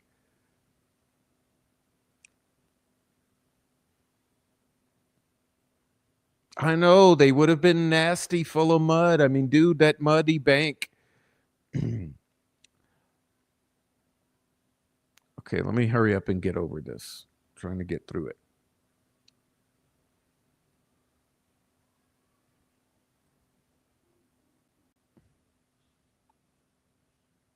I'm reading this chat real quick. Fast forwarding. I'm doing a Reese Davis says fast forward. Fast forwarding. Okay. Fast forwarding. Pam Sheehan, welcome to membership. Okay. It should be mandatory dropped. Yeah, they lose 70 days. Oh, thanks for bringing that up. We haven't even talked about that yet.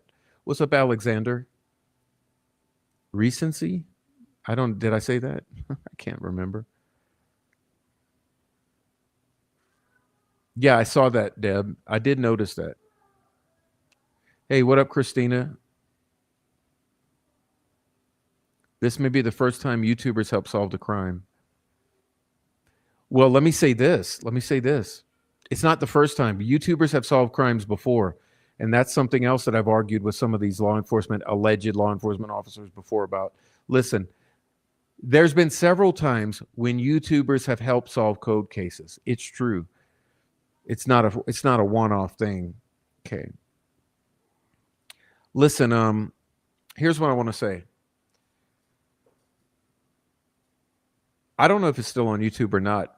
There have been a couple people before try to cross the creek.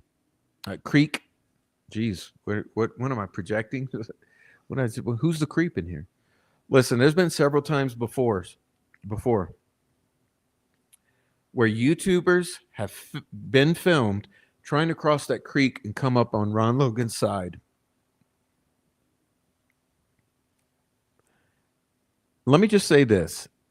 If you can't find it, maybe you should go out and try to do it yourself, because I'm telling you right now,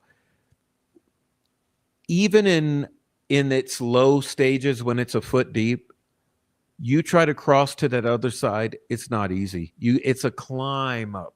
Okay, maybe it's 4 or 5 feet up. You got to climb up that muddy bank. Now, listen, imagine this. Imagine that the water is 3-4 foot high. It's up to your chest, and it's rushing and it's freezing, and it had just been a foot higher and come down, and snow's also been melting, so that everything's saturated with moisture. It's going to be muddy. And you know when... Okay, here's my feeling with Sarah Carba.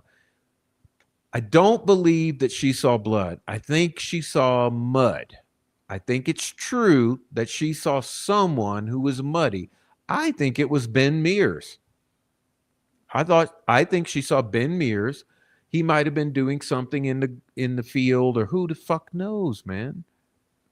I think maybe she did see someone muddy. I don't think she saw Richard Allen at all. I think she saw some other dude who happened to be muddy, because that day was a muddy day. Go look at the weather. If you haven't studied that yet, this is one of the first things I did when I came onto YouTube. One of my very first shows, I studied the weather and the creek stages and the water levels and all of that. That was one of my very first shows, probably in the first 10 or 20. There you go, Noe. That's what I'm saying. It's extremely difficult to get up onto Ron Logan's side because it's very steep.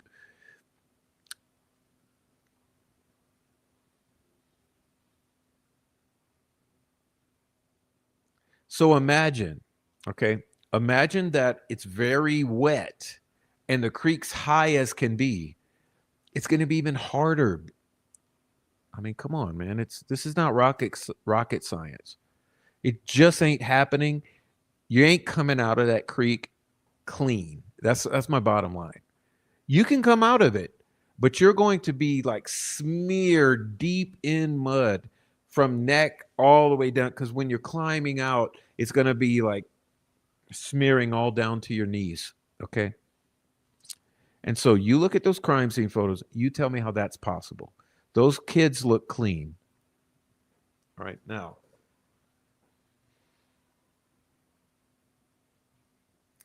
my next mission for us. Okay. Let's move on. We're an hour and a half in or more. Let's move on into the subject matter for the show tonight, because I wanted to do this because I made these statements before in some ways, but I thought tonight would be a good I could take the opportunity to show you for myself so you can see with your own eyes what I've been alleging here. Okay. And what I've been saying is that it's been a bloodbath. Remember, I've said that when you go on to Facebook and YouTube, I've said it's been a bloodbath with the public sentiment. Okay, do you understand? Listen, let me put it this way. I said that the public sentiment is changing out here in this all right, let's hit the reset again. Among non-locals, the public sentiment has flipped since trial. So I would say post trial, the public sentiment has flipped. Okay, so how would I quantify that? I'd say like this: before trial, I was seeing 60% he's guilty, guilty, guilty, guilty, guilty, guilty, guilty, guilty, guilty, guilty, guilty. Okay, you get what I mean? Post trial, I'm seeing 60 to 80%. Not guilty, not guilty, innocent, innocent, innocent, railroaded, railroaded, railroaded, free man, free, free, free him. So it's completely inverted. Now, reasons, Prof. Well, here's the reasons. Because before any of this was known, there were a lot of assumptions plus PR campaign. Okay, what do I mean by that one? Well, I was even guilty of it. Okay. You know how you try to hedge your bets? That's what people do. It's a human propensity to try to hedge your bets. So you always want to qualify things, and you want to say, you know what? I could be wrong. So I was saying from the very beginning, I was saying, look, at this point, we don't have anything to say Richard Allen is guilty. But the prosecution could be holding something that is a bombshell. So there could be bombshell evidence that this dirty fucking prosecutor is withholding, and he's going to drop a bomb at the last possible moment onto the case, and it's going to totally blow it wide open, and everyone's going to know he's absolutely guilty. So even I was guilty of that before trial, because I thought, well, I don't trust this guy. You know, these guys, like, look, the guy is like a fucking greasy fucking guy. You know, like, he's the type of guy that's when you're out there in the world, most guys learn. Like, you don't trust a motherfucker like that. Like, that's the type of motherfucker, he would sleep with your girl. He'd fucking kill your mama. He'd do the type of dirty fucking shit. He'd cheat. He'd steal. He'd lie. He's a slime ball. He's a grease ball. So I thought, okay, well, it's possible that this guy has some bombshell evidence on Richard Allen, and he's withholding it improperly, unethically, and illegally, but he's like that, so he'll do that. And he's going to wait until trial or until the day before, or he's going to wait until the last possible minute. He's going to drop this bomb on the case, and everyone's going to be it's going to be proven that Richard Allen killed these girls. So even I allowed for that. Okay, so I'm confessing. Well, I think a majority of the people were like that. Okay, because looking back on it, I could see there was a clear majority that were suspicious that he's probably guilty because, you know, after all, he's been charged. It's alleged that he's guilty. The state of Indiana has confidence he's guilty. They think they have a case, so he must be guilty. They obviously have something. Okay, but then what happened? Okay, what happened? Trial progressed. Nothing burger, nothing burger, nothing burger after nothing burger after nothing burger after nothing burger. And then what turns out? There's no bombshell evidence. There's absolutely nothing. Okay. So what turns out is that it turns out that there's nothing. There's no bombshell evidence. There's no nuclear bomb dropped on this case that says Richard Allen is completely guilty, and the world says, oh, he's guilty. And Prof says, oh, he's guilty. And no one says, oh, he's guilty. So what I saw happen out here in the world, out in the wilds, I saw the public sentiment start to turn. And everyone who was allowing that possibility started to realize, wait up, trial is over. They presented all their evidence. Listen, what is the prosecution going to do? The prosecution is going to absolutely present every shred of evidence it has. And then some. It's going to get people to lie, cheat, and steal like it did. That's a given. I mean, look, this is politics, right? This is politics. This guy wants to do a good job as prosecutor because he wants to have a sustained career. He wants to go up. He wants to become judge. He wants to become governor. He wants to become vice president, senator. You get the gist. This is all a game. This is people want to work up. But what happened is people saw all the cards laid out on the table.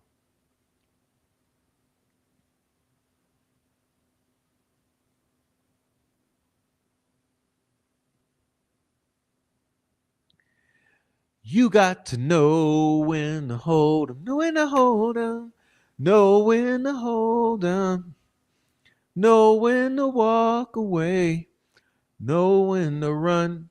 You never count your money while you're sitting at the table.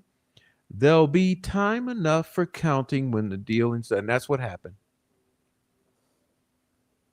See, once the cards were all laid out on the table,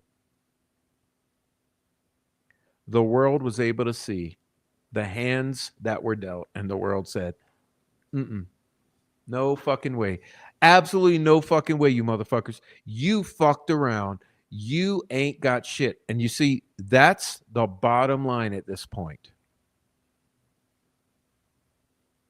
Okay? They laid all the cards out.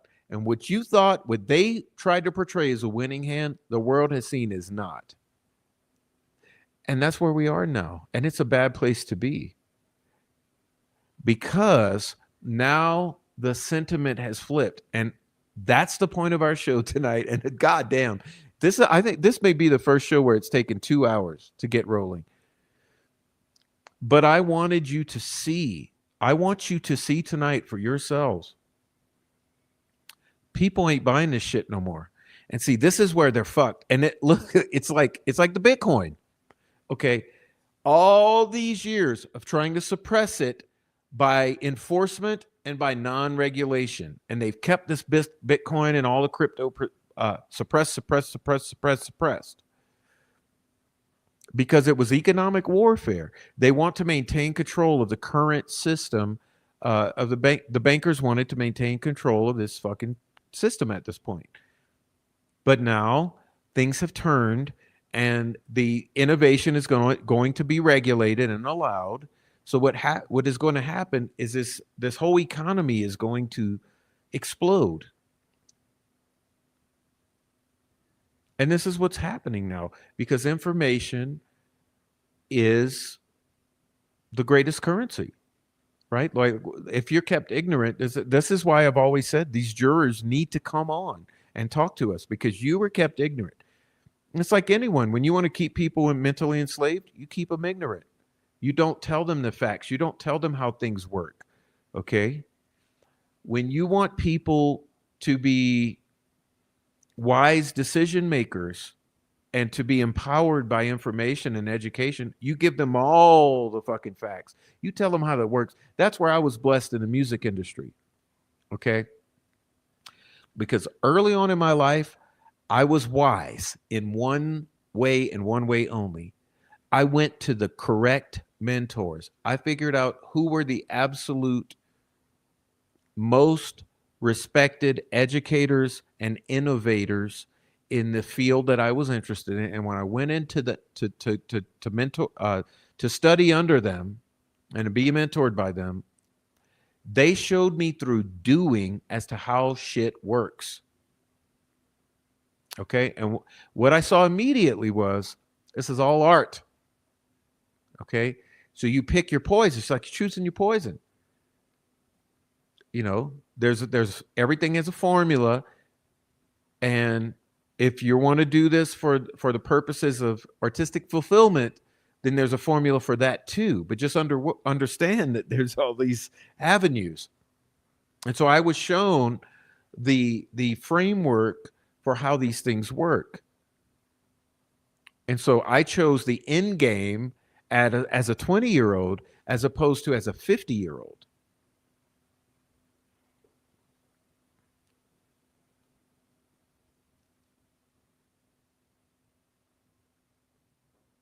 Well, what am I saying? Direct experience of people doing what they do best, seeing how it works, seeing the way things are done, seeing what is. And now that this has all transpired, the world has been educated as to what the case was against Richard Allen. And so, like anyone with education and information, the world is able to make a more informed decision. So these more informed decisions will make you make correct judgment calls. And so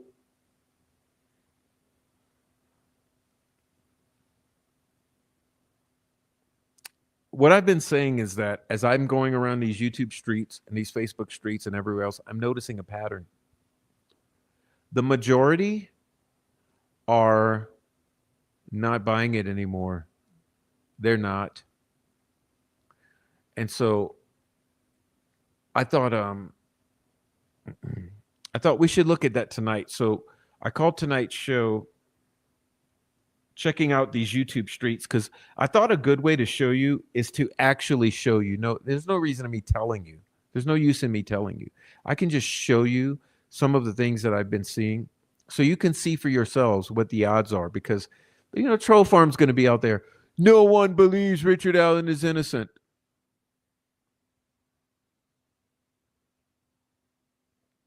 Well, really, Troll Farm? You really think that? Because, Inquisitor, Big Solves, Great Pubes, Frank Meister.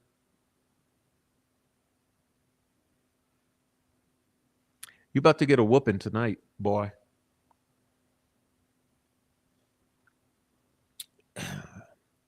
See if I can make this any bigger. All right, so what we're going to do tonight, let's see. We're going to look at some things. Okay, we're going to start with this. Now, listen. What I'll be doing, it's not necessary to hear the sound, okay? So we're not looking for sound.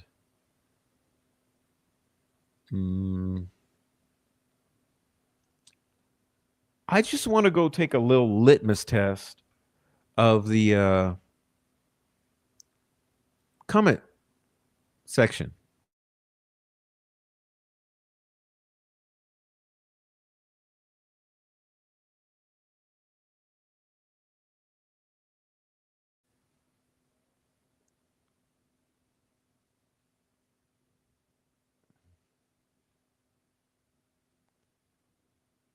So we don't need to see any of that. This is what we want right here. Let's do sort by newest. So as you see, we'll start off here.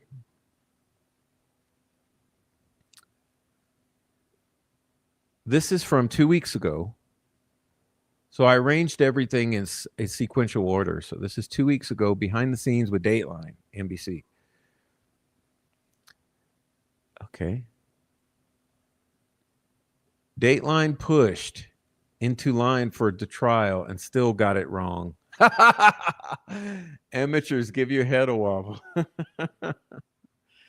Ew, yeah, they cut line. They cut line. All right. Ew, Mango Jerry says, Kelsey German, she never dropped them off. Ooh, rough. And then he says, 3 from ISP said the girls were found in Deer Creek. The plateau is a location of the bodies with design, but is not the crime. Ooh, totally accurate, brother. Oh, look. Richard Allen is innocent.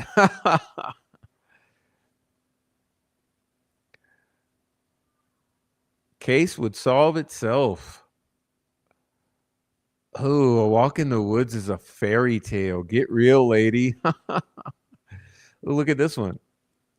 This case will never have a true result. Ooh.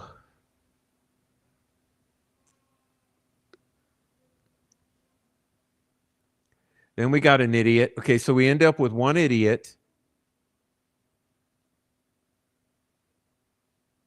Okay, so we got one idiot who says Richard Allen is guilty, and she recognized Bridge Guy as her husband, although she didn't want to face that horrible prospect. Okay, so look, so far we're what? 1, 2, 3, 4, 5, 6, 7 to 1. Okay, 7 to 1.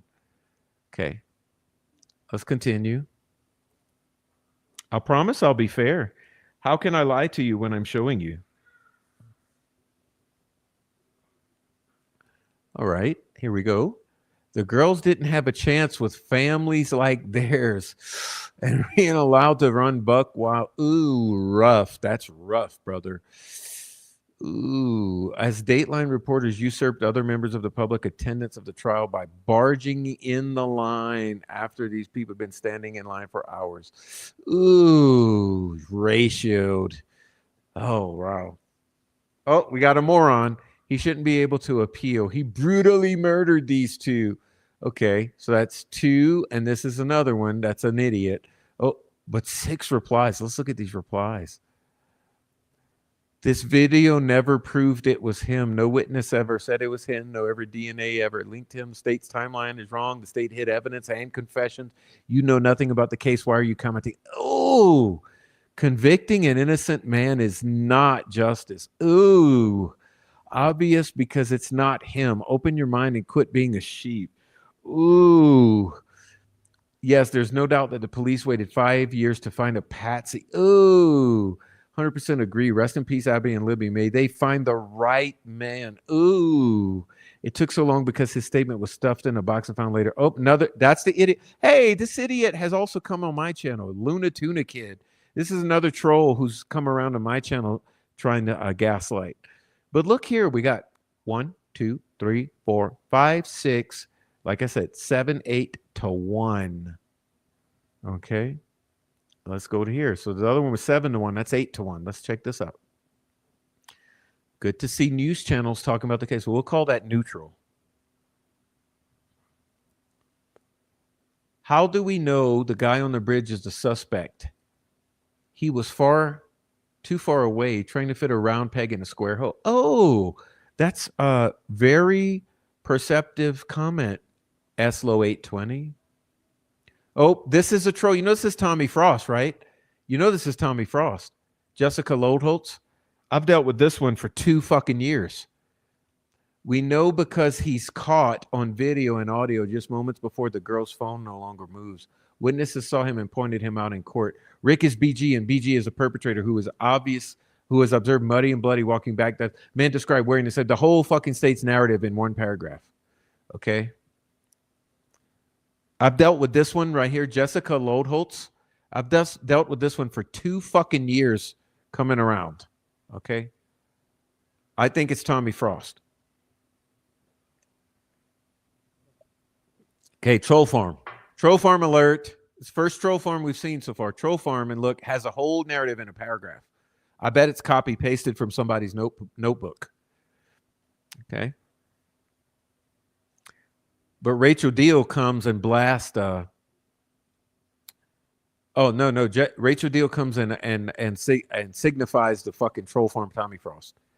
Okay, I see. Okay.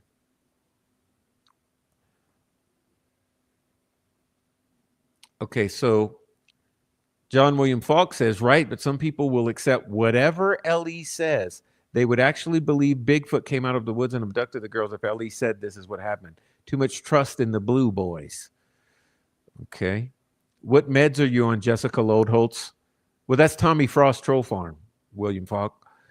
No one witness pointed out Rick in court. True. The phone didn't stop moving until 2:32. True. Rick was never proven to be Bridge Guy. True. But most important, Bridge Guy was never shown on video doing anything other than walking. True. Get your facts straight before attempting to gaslight people who know better. True. But William Falk, what you don't know is Jessica Lodeholtz is literally Troll Farm. I probably got 105 comments of Jessica Lodeholtz saved in my screenshots on my channel. Okay. Troll Farm alert. Jessica Lodeholtz. Okay. Oh, look, Sam says, not one single person ever pointed out Richard Allen, not in or out of court. That's completely made up. No one ever described him. He never fit any descriptions. True. Samson, some of these people in here helps me understand why so many guilters have farmed. Because they don't know their ass from a hole in the ground. True. They seem to live under Doug Carter's nutsack and in Jerry Holman's ass crack. True.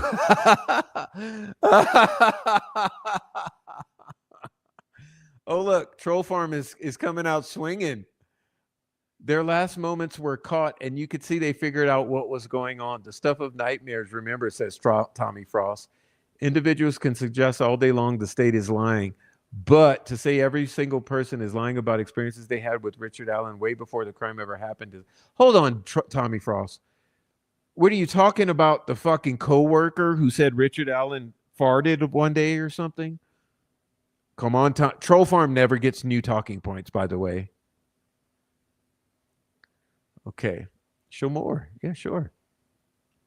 Jessica, Tommy Frost, you better research because the email they said was so damning was a search for recommendations for a good horror movie. True. As for the audio, oh, did Tommy Frost say about the email searches? Research his email and the accounts. Yeah, this is either Tommy Frost or Mark Robert Cohen. Come on, man. This is Troll Farm. So this Jessica Lodeholtz, you see what's going on here? So look, you've got 1, 2, 3, 4, 5, 6, 7, 8, 9. Look, I suggest you watch True Crime Design. Yeah. Yeah. Or All Eyes on Delphi. Yeah. These will lead you to the, yeah. Okay, 9, 10, 11, 12, 13. Okay, 13 to fucking 1 against Troll Farm, Jessica. Okay? You get what I'm saying here? Okay, so let's move on. I'm trying to keep this moving. Keep it pushing. Okay. Last night, I watched Dateline twice, and they stressed that, quote, somebody thought they heard a gun being racked. Yeah, that was called ISP. That's called Troll Farm. My question is, what the fuck? Video recorded on bridge, recording less than a minute long, gun being racked to instill fear, bodies and bullet found a quarter mile away.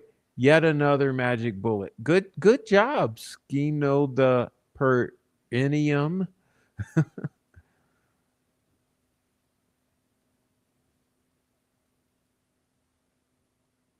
Oh, Rachel Deal's coming again with the gaslight. But again, look at the ratios here. Okay. John Falk says that's where confusion comes in. Libby never recorded Bridge Guy intentionally. True. He was far behind Abby, just walking, minding his business. Apparently, yeah. The cops made him the killer in the public perception. True. Do you think the girls would say hi to the man that just chased Abby to the end of the bridge? No. Do you think Libby was suspicious enough to record? No, I think it was a just accidental capturing of somebody else on the bridge. When he started running after Abby, wouldn't Libby think to call 911? Allegedly. And if ISP had a video showing BG chasing Abby, it would be their duty to warn the public. True, but they said there's no threat to the public. They told the public BG was a witness and putting the public at ease. Yes, you see da da da da da da da da da. Oh, nowhere in the video did anyone ever say BG chased Abby across the bridge. These people are sick in the head, delusional. Oh, there comes the troll farm again. Okay, no, no, Rachel. Rachel, that's what you have to conclude if you conclude the timeline. That somehow that guy that's seen in the video got close enough to be heard in the audio. Come on, girl. Are you stupid, Rachel?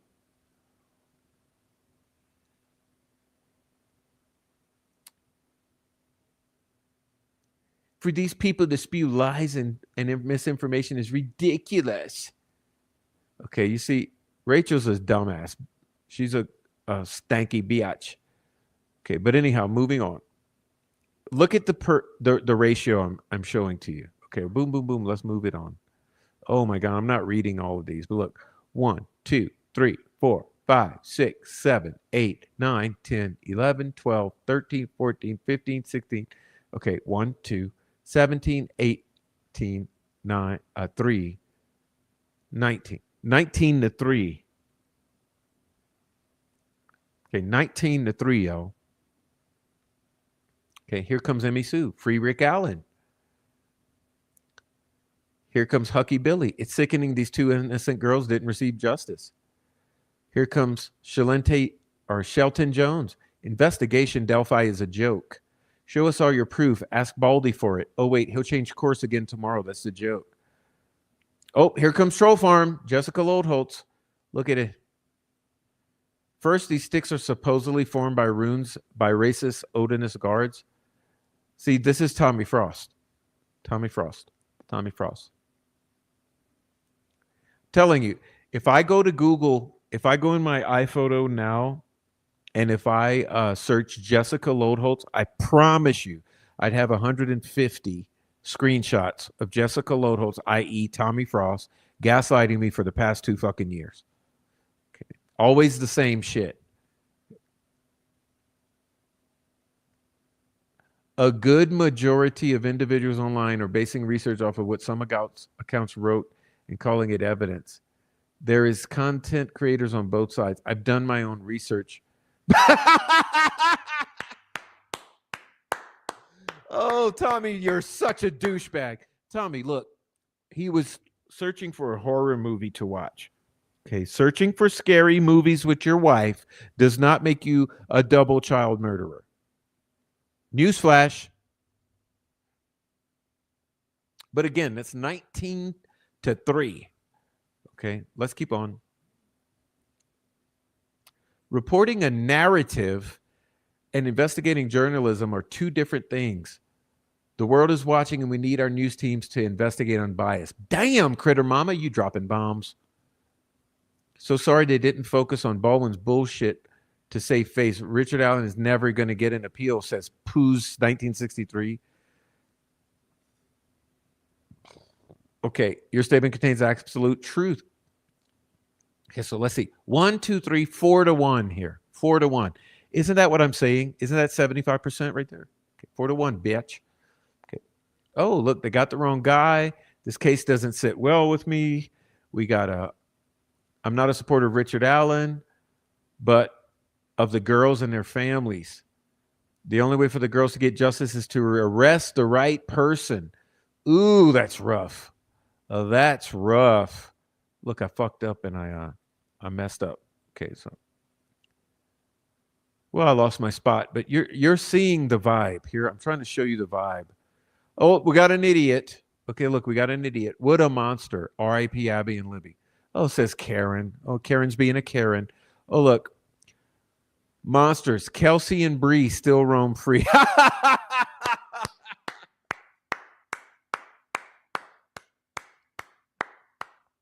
Kelsey and Bree still roam free. Whoa, that's a rhyme for all time. Monsters. Kelsey and Bree still roam free. How poetic. You should seek help, says Ray. Oh, Rachel's back in the fucking troll farm again. Okay. Look, Sarah says, bravo, William. Rachel says, I hope you lawyer up when she sues you. Oh, that must be, you know what? Rachel Deal is, I got it. Rachel Deal is Gray Hughes. Because the only one threatening with suing is Gray Hughes and Frank Meister. I'm telling you, in all of creation, the only two who go around threatening to sue are Gray Hughes and Frank Meister. Are you dumbasses out there listening? Gray Hughes and Frank Meister. That's the ones who always say, I hope you lawyer up. They're gonna sue you. So Rachel must be Gray Hughes or Frank Meister. Okay. The monster is still out there, says Shiloh 4, and some could care less until it's their child. Ooh, good one, Shiloh. We all have lawyers and waiting her to sue us. That's actually the only way for her to show her evidence at her own trial. Good luck with that, sweet Kelsey. Ooh, Sarah, would you marry me? Okay. Oh my God, she can't sue and won't do anything. Rest in peace, Abby and Libby. Okay. Oh, look, Marsh says free Ricky Allen. Carroll County is corrupt. Never going to happen. He's guilty of sin. Oh, Poos is a little butthurt. Okay. They will in the year 2190. Okay. Oh, she's back. Tommy Frost is back. There. But look at the numbers here. Once again, let's look at this. 1, 2, 3, 4, 5, 6, 7, 8. So 8-2. All right, so you're getting an idea. That was just on one video, y'all. So it's always 8-2. It's 9-3. It's 6-1.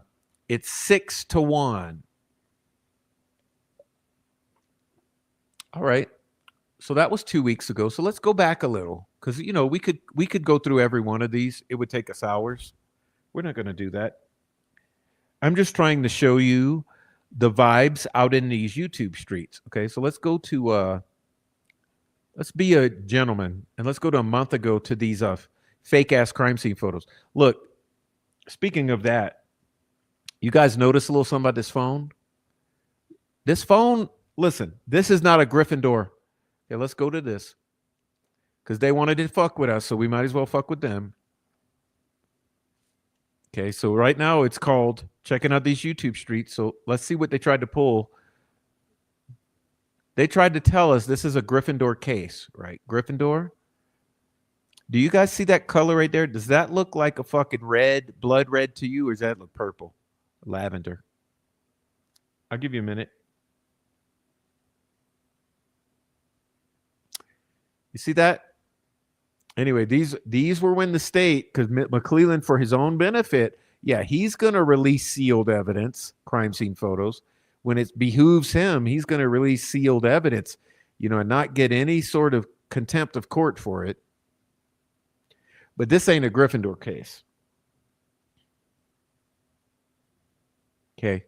But moving right along, that's not why we're here. We're going to go sort by newest. Okay. Look at here. Not guilty. Wrong guy. Free Rick Allen. These perps know the telephone was there. Crooked court from the beginning. I thought it was in a shoe. Thought the phone was under Abby's deceased body. The box cutter confession from Logan is new evidence because the medical examiner changed his testimony on the stand to make the box cutter the murder weapon.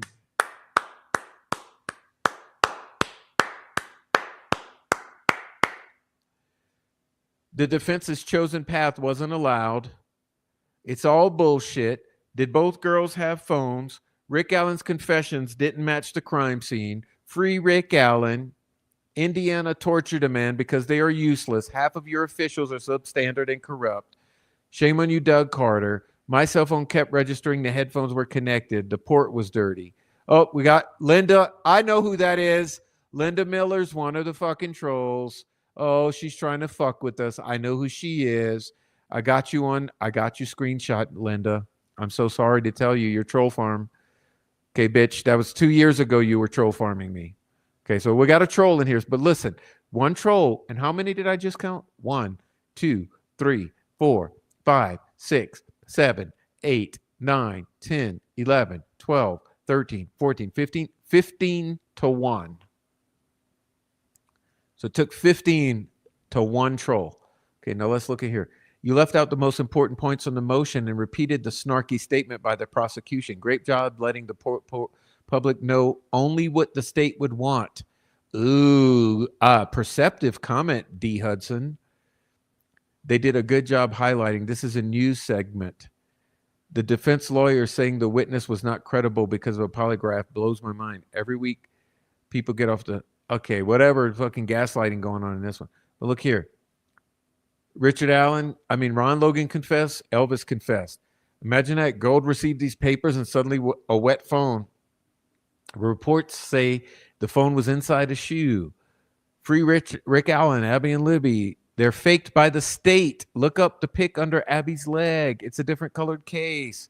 I thought the phone was always under Abby's body. How is it lying amidst leaves in the picture? Free Richard Allen, says Rebecca and 1965. Hey, Rebecca, we found you. Okay. The judge is famous for not reading anything, like the 136-page Frank's memorandum, allowing confessions from a mentally ill drug person. Ooh, seeing the phone. It's very obvious the phone.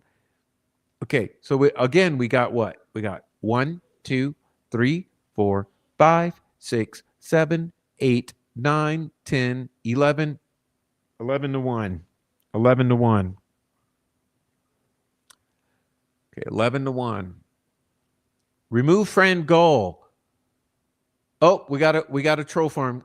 Dear Richard Allen lovers. Listen, bitch. Ain't no one love Richard Allen except his wife and his mother. I don't love Richard Allen. Ain't no one in my chat love Richard Allen. We don't know Richard Allen. How could we love him? Okay, other than the fact that we love all human beings as a general concept because we're Christians. Okay.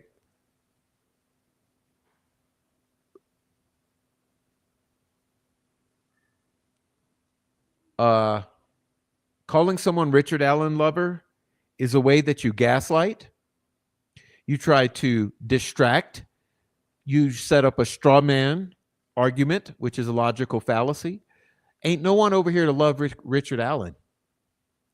And then this bitch repeats it. The defense is not permitted to request a new trial to change strategy when their chosen path fails. And might add, failed terribly. Richard Allen lovers.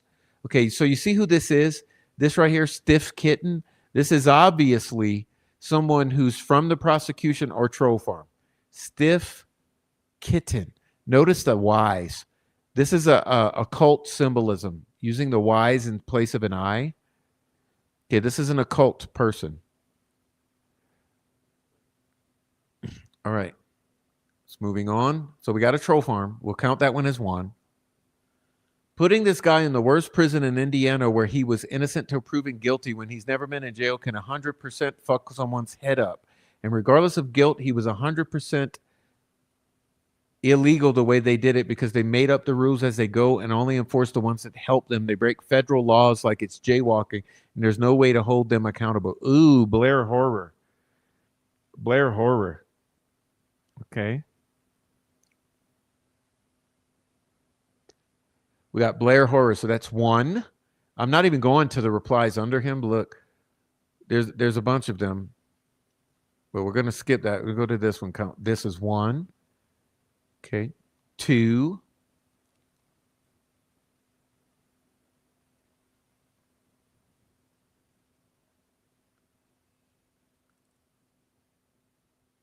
Yeah, 1, 2, 3. Oh, Richard Allen is the killer. Use logic and common sense. Okay, so that's 1. So we got 1, 2, 3, 4, 5, 6, 7, 8. Okay, so we got 8 to 2. Let's read this one. They convict Richard Allen with no evidence, no witness pointing him out, and no DNA. They convict Mike Tyson for grape after Sunday school teacher comes to his hotel room at 2 p.m. for a plutonic visit. Okay. They have video evidence of Catholic priests raping minors, but they are simply moved to a different church. Where's justice in the state of Indiana? That's rough, Lemmy Briggs. Okay. So let's start here because we already did we had 8-2. So we got that one. We got Westville is not known for being safe for inmates. My Bill did 2 years there for drinking and driving. He won't talk about the place. There are arrows pointing to the gift phone. Banana Republic. Why did the state say it was under Abby's shoe? Liars. Oh, my God. There goes Ron Logan wearing the same blue jacket the bridge guy was wearing. Let all of this evidence come out after we convict a guy. Our justice system is broken. Oh, that's rough. So how many is that? 1, 2, 3, 4, 5, 6, 7 to 8. Okay. Again, 8-1. 8-1, y'all. Now, why do you think I'm doing this? 8-1, y'all. Okay. I'm trying to show you the public sentiment. Okay, so that was a month ago with the fucking fake crime scene. Like, whatever the fuck color this phone is, it ain't Libby's phone case. So whose phone was she using? I think I should pull it down to make a point right now. Question for all you idiots. It's not Libby's phone case. So whose phone was she using? Okay, moving on.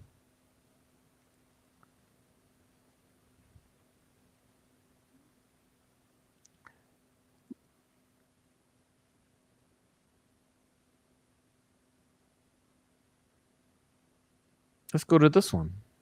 Remember, this is an amazing one. This was when the defense came out and the defense said, hey, we're gonna do an interview. And everyone said, thank God we get to hear from the defense. There's 500 comments, okay? Let's take a little litmus test here.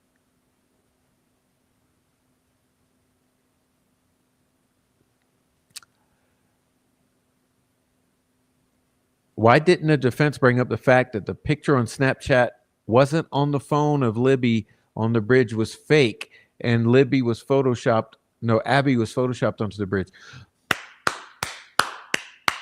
P-Dog 960 getting it.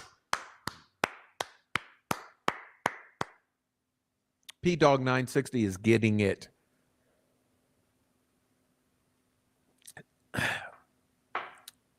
You see what I mean about people are getting it? This means all of our work has not been in vain. Abby and Libby was never seen at the bridge that day at all. No proof Abby and Libby were at the trails. Kelsey and Bree were at the trails. Why weren't the bodies found the night of the 13th, even when a drone would have picked up the bodies for sure, or night vision cameras? Okay. Oh, P-Dog 960 killing it in the comment section, y'all. No witnesses, is it? Except for Kelsey. Red flags. Red flags.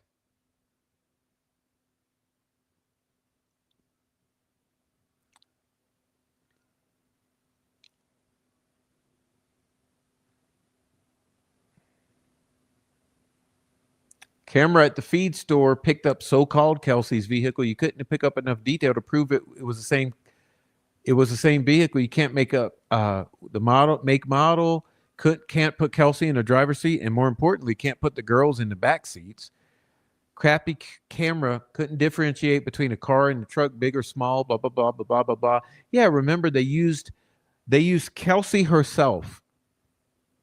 Do you guys remember this? I don't know how many people retained this from the info drops.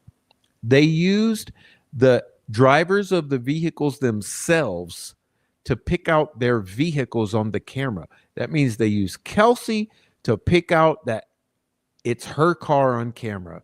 They use Betsy Blair to pick out her car. They use this one to pick out her car and this one to pick. They use the fucking people on the. They use the people cited as drivers to pick out their own vehicles on camera. Do you honestly think that's credible enough to stand up in court? When all of these people are sus AF, all of these people appear to be possibly lying in a double murder of 2 little children. But nope, that's what they did. Steve Mullen allowed the drivers of the vehicles to pick out their own vehicles. That's the thoroughness of this. Anyway, that's what P-Dog's drawing attention to. Okay, so we got P-Dog, that's 1. Okay. Okay, then we got Tara Wibble says, a doctor has to go through a huge amount of schooling because they have people's lives in their hands. Yet the police who have people's lives in their hands have very little schooling. Ooh, that's rough, biatch. That's rough. The only way for our country to get a better justice system is to mandate our police and investigators that all fail to have more schooling. Oh, and all in that field have more schooling. It's scary to have so much control and power over American citizens. The people who pay so much to government have our lives in their hands, yet they can't graduate a class in 6 weeks. We need education reform for that position of law enforcement. Yeah. Ooh, good one, Tara. Jurors need to understand what reasonable doubt is. Oh, thank you so much. God bless you. Sexy. Thank you. There was so much of it here and in so many other cases. Yeah. Yeah. Come on.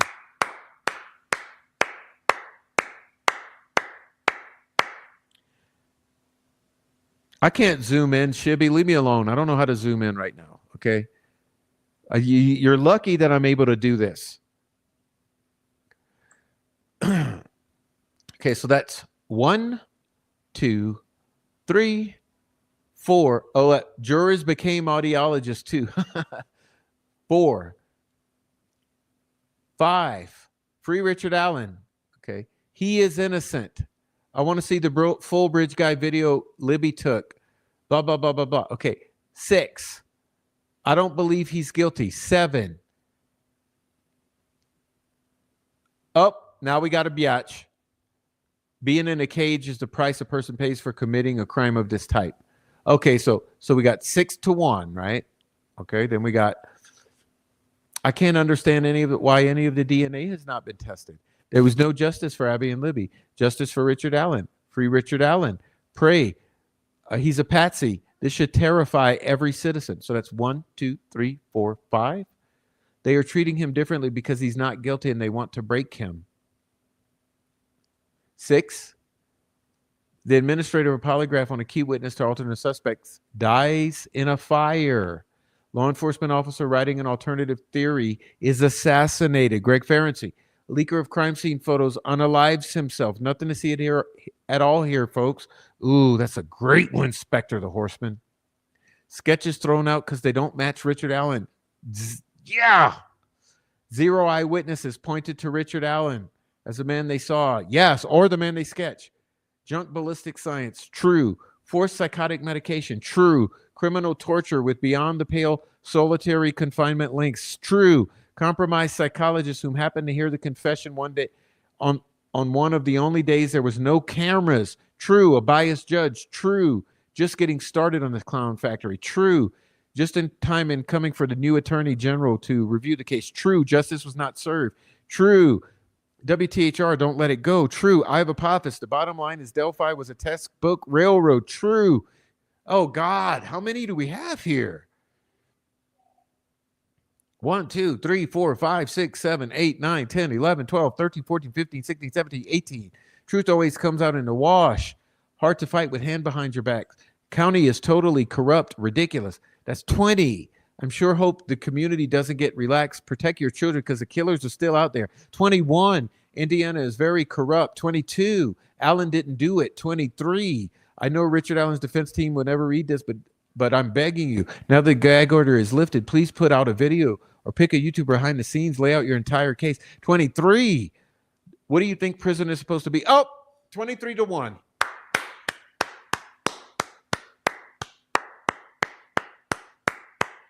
$23-1. Okay, let's hit the reset. Rick never came back. Oh yeah, the phone. He was genuine and sincere when he admitted to killing the girl 60 plus times. Oh, we got a troll. Okay, let me tell you why this is a straw man argument.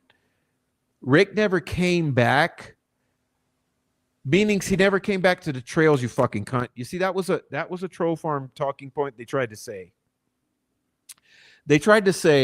that one of the lawyers said Rick never came back to the scene. Therefore, they're saying that means he was there in the first place. No, bitch. What they're saying is Rick never came back to the High Bridge Trails area. That's what she meant. He never came back to the whole fucking vicinity, bitch. Okay, here's another one. Killing the girl 60 plus times. No, he didn't do that. After being tortured and drugged for half a year, while in the depths of a psychotic episode, being manipulated by a stupid, obsessed true crime fan bitch, okay, he made statements about 5 times that appeared to be direct confessions after being prodded and led by his insane, unhinged, maniacal, obsessed true crime fan girl psychologist, quote unquote. The 60 plus times comes from Brian Harshman asserting that for 60 other instances, which only he could detect due to his psychic powers of all-knowing expertise in confessions, in voices, in vocal analysis, and in speech patterning, he was able to determine that 60 other statements that he heard in phone calls amounted to what could be called a confessions if you understood his basic pattern of speech.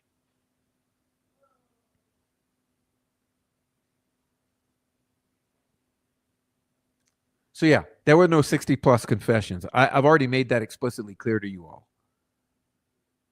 But look, then the cunt says, when will you admit facts? Well, excuse me, lady. I think you need to go back to knitting with your 500 cats and just go out peacefully like most unhinged cat lady grandmas do and get off the internet, Cathy Cat. They only took this case for the notoriety. Is that another point you troll farm makes? Yeah, you think they needed this? Listen, let me tell you something, bitches. Do you understand how much money attorneys make? Or maybe you don't. Let's put it this way. How much you make in a day, they make in an hour. Is that good enough for you? How much money you make in a day at most, they make in an hour at least.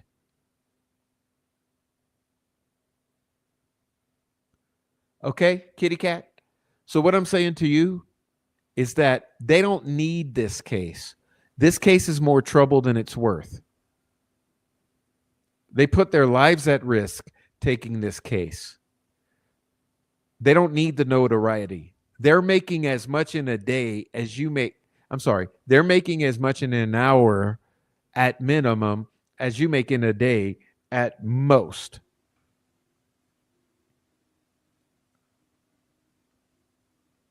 Okay. Now, let's get back to counting. Incredible interview with the brilliant Jennifer Auger. Oh, Sabrina.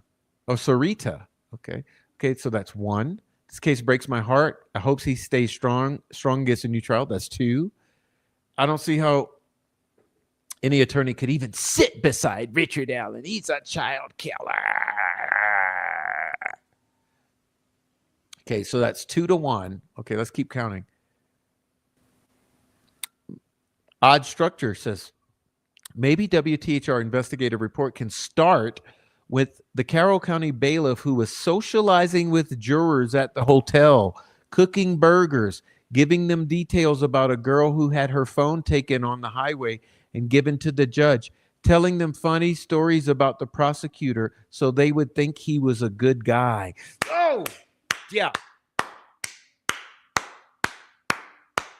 Odd structure, killing it, knocking out of the park. Yeah, you remember our unhinged cunt juror who was in love with her barbecuing Carroll County bailiff, who was so nice and cute and such a awesome guy, husband material, cooks good burgers, grills some good hot dogs, tells funny stories. He's so charming. He just makes every day of this fantastical jury duty just totally worth it. Like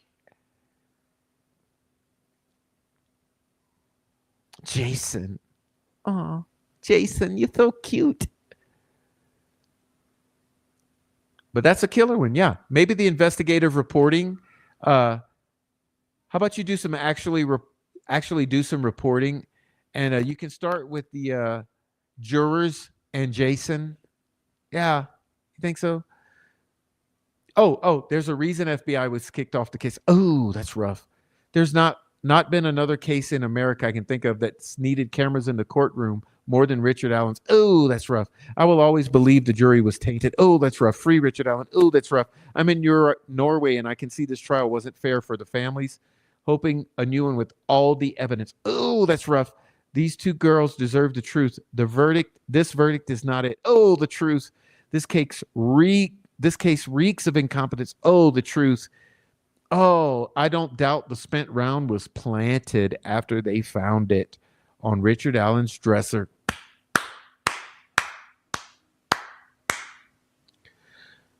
They act as if they're donating their time and really care. They don't. In reality, they are all sucking money off the heinous acts committed, and they do it just for money. Well, I ain't gonna lie, that's what lawyers do. Okay, lawyers are fucking lawyers. Okay, so let's stop there and count backwards. 1, 2, 3, 4, 5, 6, 7, 8, 9, 10, 11, 12, 13, 14, 15 to 1. 15 to 1. Okay. Can I let this one go? This is 15 to 1. Are you starting to get what I'm saying about the percentages here? Okay. And look, this goes on and on and on and on and on. Let's go to 2 months ago. Okay, here. Full news conference. You remember the one where they blamed the defense for Robert Fortson killing himself, which was totally the cause of Mark Robert Cohen and Nick McClellan and company. But you remember this unhinged, and where Doug Carter says, if you don't like it, you could leave the country. If you don't like the railroad and Richard Allen, leave the country. Yeah, this one, 2 months ago. Let's go check out some of these. Let's get some ratio off of this. Okay. Like a lineup at Nuremberg, criminals, one and all. Anna Williams missing speaks volumes. She knows the Patties. She knows what the Patties did to her daughter. Ooh, you know what I think? Who made this comment? Okay. You know what I think? I think Anna Williams knows they got the wrong guy. I'll say this. I don't know about Anna Williams. I really don't know. But I'll say this. I truly believe Anna Williams knows they got the wrong guy.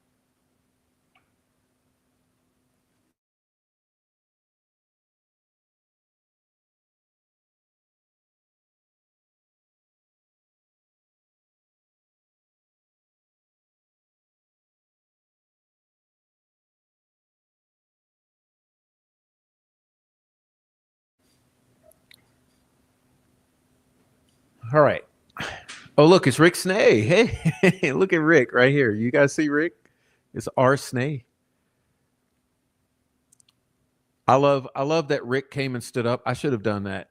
So Rick, I'll give you credit for this. You came in and did what I should have done. You said, no, Doug Carter, the defense was not responsible for Fortson's death. Jerry Holman was. Yeah, totally. Jerry Holman and the Troll Farm. Jerry Holman and the Troll Farm killed Kyle Fortson, not Andy Baldwin. All right. But here we come. Listen, guys, I wish I could blow this up. I don't know how to blow it up, but look, this is clearly a troll account. Look at my mouse. You see my mouse right here? Look where I'm pointing to this photo.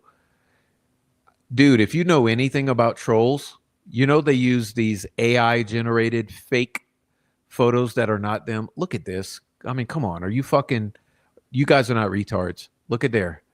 That right there is a fake profile image. Okay, you see my little handy, my little hand? Let's click on it and see where it brings us.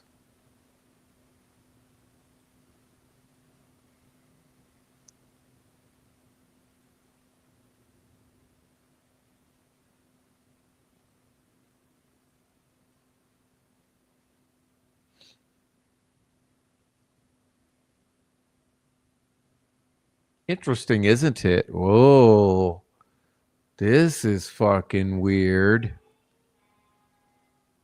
Ooh, I'm not touching this one. Oh, you guys see my mind being blown? Oh my God, if this doesn't scream troll farm and criminal underworld, criminal underworld, I don't know what will. Portugal?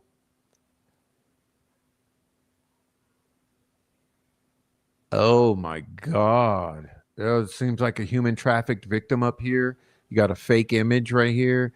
Looks like you got some blood right here. Oh my God. I'm not touching this one with a 10-foot pole. Let's go back. Okay. But let's see what that human trafficker has to say here. Okay. Oh my God. Okay.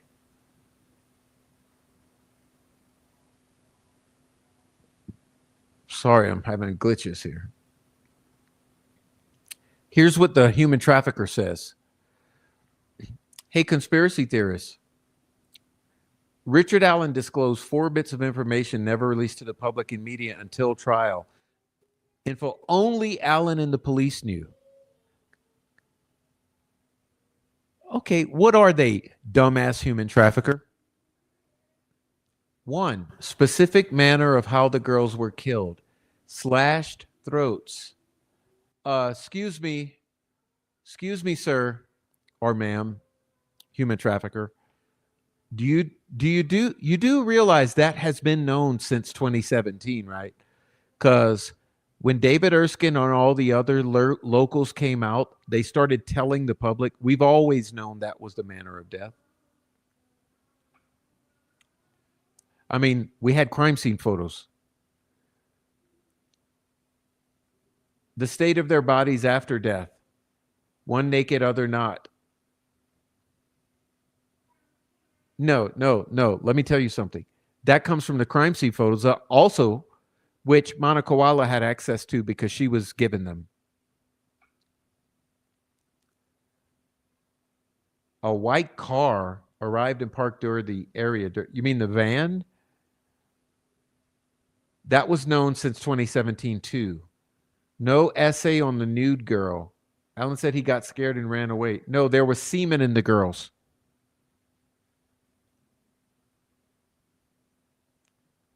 Strikes and Allen, and your conspiracy is done. Go back to chasing 9/11. You know, 9/11 is actually was an inside job. So it's odd that you say this type of stuff. You know what? First of all, you appear to be an international human trafficker, and then you're coming in trying to debunk this with these points and this type of gaslight. You're very interesting. And maybe I have a Apophis will go and research you. St. Martin's, at St. Martin's. Okay.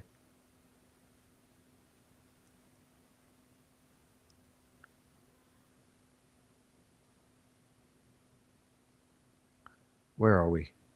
Okay, I see. 1, 2. We got the fucking human trafficker here. Okay, then we got 3. Look, he says disgraceful conduct. They failed to provide evidence shown beyond a shadow of a doubt. I pray they were right, but my gut tells me otherwise. I'm not convinced, and if those killers are still free, that's the biggest failure in our justice system history. Praying for all involved. Okay. Oh, God. Okay, good. Great. The great cover-up, but where's the cameraman? Justice for Libby and Abby. Free Rick Allen. End corruption in Indiana. Bring the feds. I don't know what this is. It's a link. I'm not going to click it. Oh, look, it says the prof.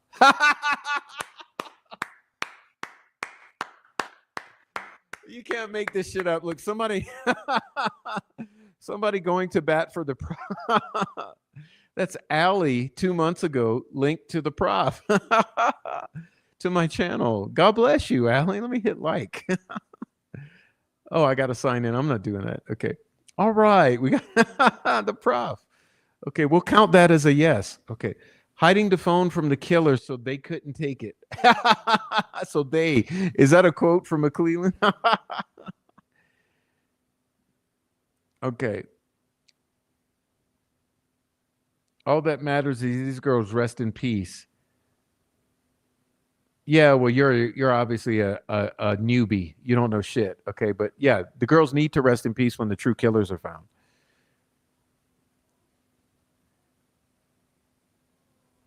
Oh, look at this interesting one. It says, the bridge guy has an injured front right leg from motorcycle accident. I know this because he told me so when he was in the hardware store I was employed in Somerville, South Carolina. The bridge guy is also wearing a flat hat and a fanny pack on the right side of his person. Trust me, Richard Allen is not the bridge guy. I've been trying to get the police to hear me out on this for 2.5 years, even going so far as to drive to Lafayette State Police Post and share the video of bridge guy with the same walk, flat hat, fanny pack right in the front side of his person, facial hair. They have the wrong man in custody, period. Bodies were found in water. Abby and Libby.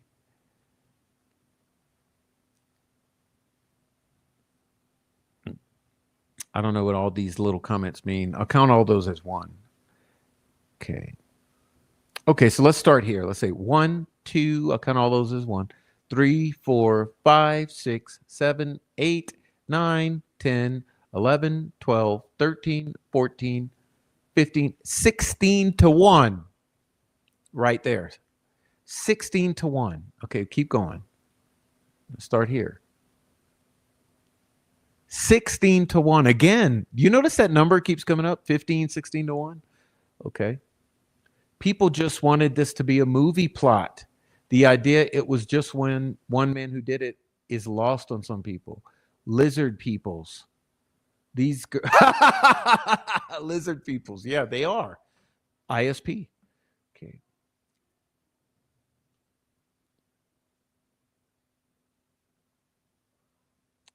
I don't know what this person's saying. We'll skip over that. Okay. It's a new day. Hey, what's up, baby? Let's start with her. Okay. Well, I hear all the troll forum YouTubers getting their questions in. Frank Petto, Greeno, the grifter, Kristen behind the refrigerator door. Oh, she never hungry too long. Doug Carter's wife has been. Nick sucks at telling parables. It's a new day. Why am I not reading your comments every day? Okay. Oh my God. Okay.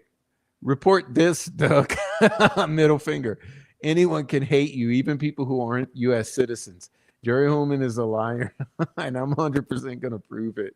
Oh my God. This is total bullshit. Oh, yeah. They just sentenced an innocent man, then they all know it. Shame on them. Doug Carter is evil. Lies, lies, lies, says Aaron Gardner. Ooh. Okay. Oh my God. This is incomplete. Carter needs to explain his tentacles comment. Okay. An elderly volunteer solves a Delphi case after 5 years. We wouldn't be standing here today if it wasn't for her. It took an elderly volunteer to get justice. Unreal. Doesn't say much for the state's investigators working the case or LE. Thanks, Nick.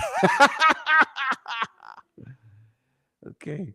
I'm glad his response to the alternative theories is there's no evidence until there's no evidence. What? Indiana v. Richard Allen 2.0 coming soon. These girls do not have justice. They were just two victims on a list of unsolved cases they wanted to clear since they set up the sequence to find the tip because they're protecting the real killers. Bomb drop. Those in Delphi, don't leave your doors unlocked because these killers are still walking, no doubt. Where's fat ass Tobe?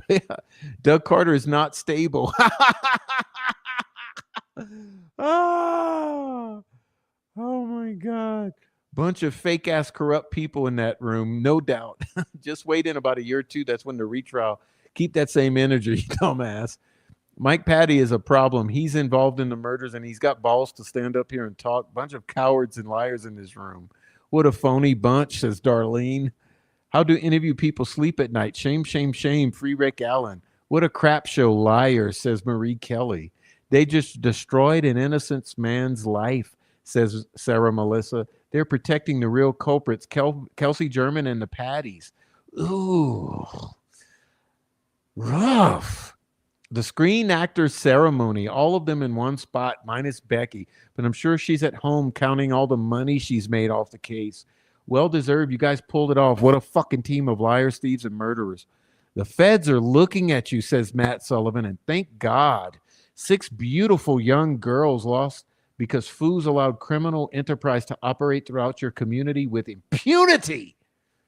You can all sit there and pat yourselves on the back, but you created the suspicious and insanity you all now condemn. Clean up your drug-soaked city and stop allowing these criminals to own you, Tony. Corruption is a virus you are all suffering from. Clean up, fix the damage you've caused. Quit with the secrecy. Oh, God bless you, Matt Sullivan. Huge round of applause for Matt Sullivan, y'all. What a joke. Let's heal. Dude's a weirdo. All lying scumbags. Corruption runs deep in Delphi. You got the wrong man, dude. Justice for Abby and Libby one day will be served. Shameful conclusion. Okay, let's just count all those. 1, 2, 3, 4, 5, 6, 7, 8, 9, 10, 11, 12, 13, 14, 15, 16, 17, 18, 19, 20, 21, 22, 23, 24, 25, 26, 27, 28, 29, 30, 31, 32, 33, 34, 35, 36, 37, 38, 39, 40, 41, 42 to 0. So let's take a little break.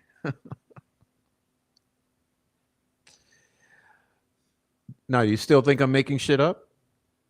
Do you still think I'm making this shit up? You see, when I'm telling you the tide has turned, this entire ratio has been inverted, okay? Like I said, when I say it's 60, 70%, that's being extremely generous. We're talking about 16 to 1, 15 to 1, 13 to 1. Does that sound like 70% or does that sound more like 90 something percent? Yeah, God bless Matt Sullivan. By the way, Matt, love you. Love you.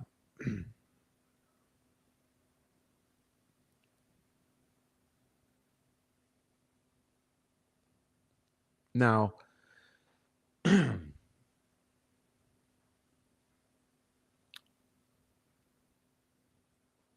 yeah, I think so, Miss K. Now, listen.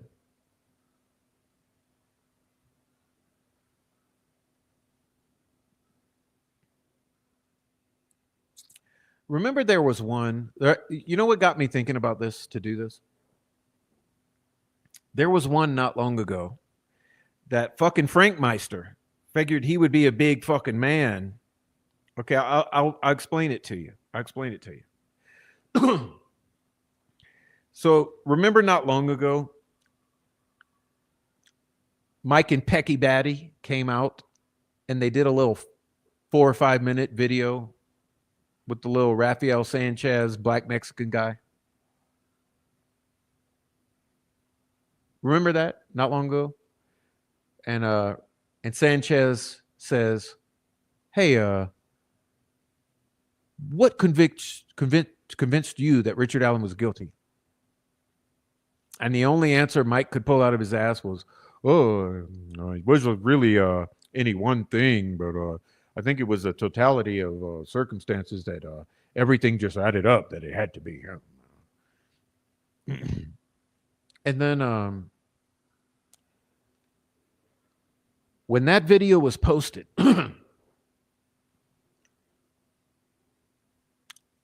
I went and did the same thing that I've just been doing with you.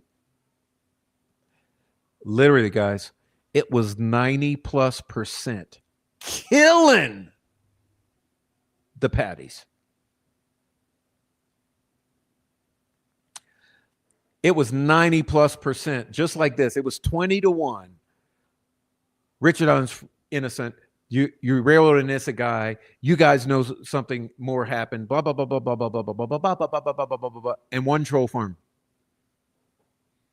It was so bad that Frank Meister took it upon himself and boasted about it on the fucking Facebook that he contacted, Rafael Sanchez and said, "You got to turn off the comments on the video." So they had to turn off the comments on the video, and they turned off the comments on the video. But then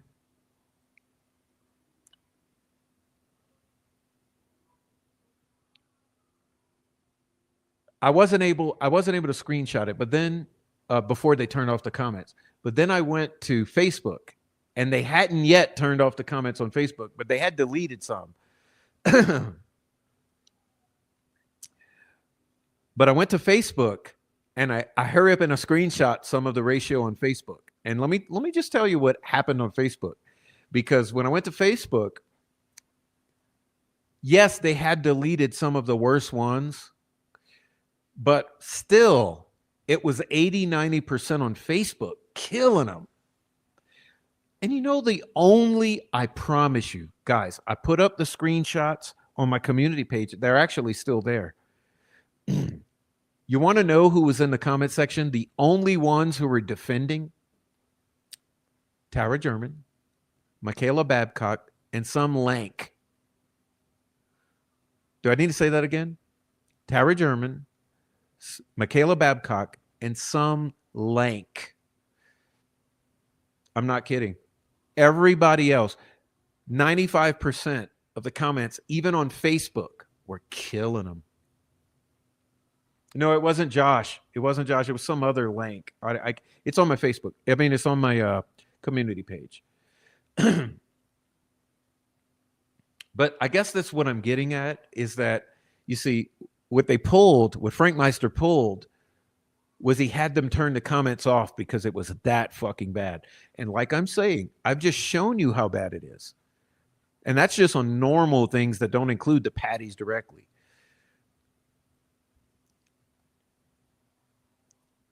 But this is the reality of this situation. And this is the reality that cannot be faked. Okay, the reason I wanted to kind of allow people to see this. Listen, the way let me explain to you the way the troll farm, because they do try to fake it. Okay, I'll explain to you how the troll farm tries to fake it. I'm looking for something. Just a sec. Okay. The troll farm tries to fake it like this, but they can't keep up with this momentum. Okay. Typically, this is how the troll farm has tried to fake it. One person will have 13 or 30 accounts.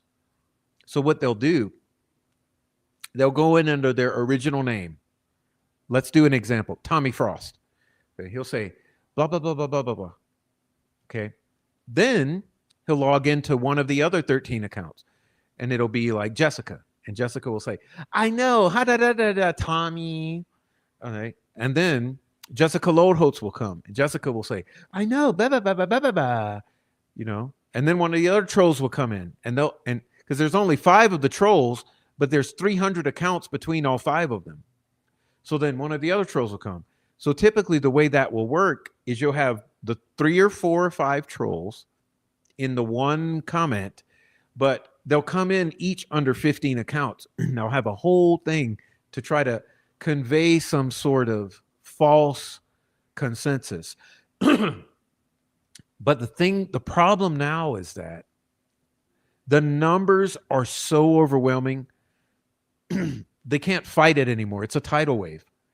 They can't use those old tactics worked 4 years ago. That's how things have always been done. See, this is something you haven't learned about Delphi yet. This goes back 4, 5, 6 years, 7 years. This goes back. This is how they've always done. But this was before trial. This is how the things have always been done. They created a false consensus reality out there using troll farm techniques. It was part of the organized PR campaign that kept this case, or this state's case, the state's narrative, this family's narrative alive all these years. Okay? It's straight up out of the it's out of the Marxist playbook if you really want to know. You guys don't like politics, so fuck it. This is straight up Marxist playbook. This is how things have always been done. So the way they tried it in Delphi was the same techniques. Okay. Now that trial is over and people have seen the cards laid out on the table, now people can make up their own minds, and the consensus reality doesn't have that same fucking effect as it used to. Okay. So if you go back now and you say, well, now that trial's over and now that some time has passed and some momentum has gained, we've had almost a quarter, 3 or 4 months. Now let's look at the public consensus reality. Well, you're seeing by what I'm showing you. The public consensus at this point is your shit might have worked for some years, but reality's coming back to bite you in the ass. And see, that's going to be happening in all ways of life. Okay, it's going to be happening in politics. It's going to be happening in Hollywood. It's going to be happening in finance, and it is happening in Delphi. Okay, whether you like it or not. See, this does not require your approval to happen, because this is just, it's sheer momentum. It's like energy. Once you release, I like using examples in sound waves because that's what I understand best. But you can use electricity, or you can use what's a term? I want to say Maxwell's law. It's not Maxwell's. It's objects in motion tend to stay in motion. What is that? Jesus.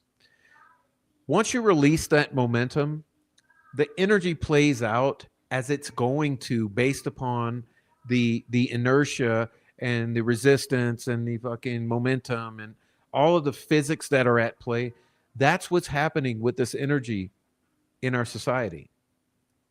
So you see where they really fucked up by trying to control this is you kept the public ignorant for so many years using these gaslighting and these troll farm techniques, this public narrative control, that you allowed this energy to build up, or this momentum. You allowed this energy because if you had allowed it to happen naturally over time, the momentum would have slowly built if you would not have tried to steer this narrative the way that you did. But what you did, you kept it suppressed for 7 fucking years. You kept everyone questioning reality and questioning themselves, and you shamed speech. So like I was shaming the other day, Delphi docs. Because you go to Delphi docs, listen, what's the number one fucking rule? Okay? What's the number one fucking rule? I'll help you right now, okay? Because I like helping. Because I'm not trying to be mean to people, but I'm trying to be fucking real with people, because people are unhinged. People are absolutely unhinged. Okay? So let's do this. Let's go to Delphi docs, and what we're going to do, we're going to go to rules. Okay? You're going to look at the rules real quick. I'm going to show you guys something that you ain't going to believe. Because they even tried it with this shit. You go to here, right? Look over here. Rules. You guys see this? Rules. Rule number 1. What is rule number 1? Do not suggest the families are involved. Do not question the action, inaction of family members. Members of the victim's immediate family are not to be discussed as potential POIs. Furthermore, it is a policy of the sub to consider said family as de facto cleared. What the fuck? Then furthermore, do not publish full names. Do not post full names of POIs. Do not post full names of persons of interest. Do not post photos side by side. Do you see what I mean about how this? So this is supposed to be a liberal, a balanced, a truthful. Look at the here. Justice for one is justice for all. Truth, due process, human rights, light over darkness, R.I.P. Libby and Abby. This is supposed to be truth, fair, balance. Do not suggest or question a family. You will be booted.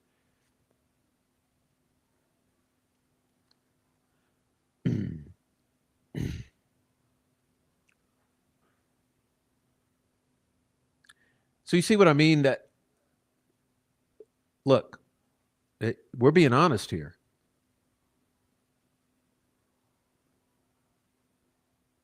That's one of the more open, honest, balanced Reddits. Imagine how unhinged it is in the ones that are less honest, less truthful, less open.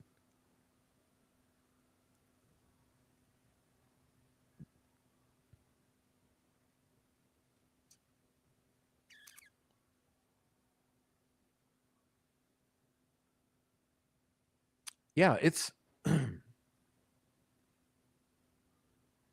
yeah, I know. And guess what? De facto cleared. Family is de facto cleared. Family is de facto cleared. Even Doug Carter would not do that. Even Doug Carter would not de facto.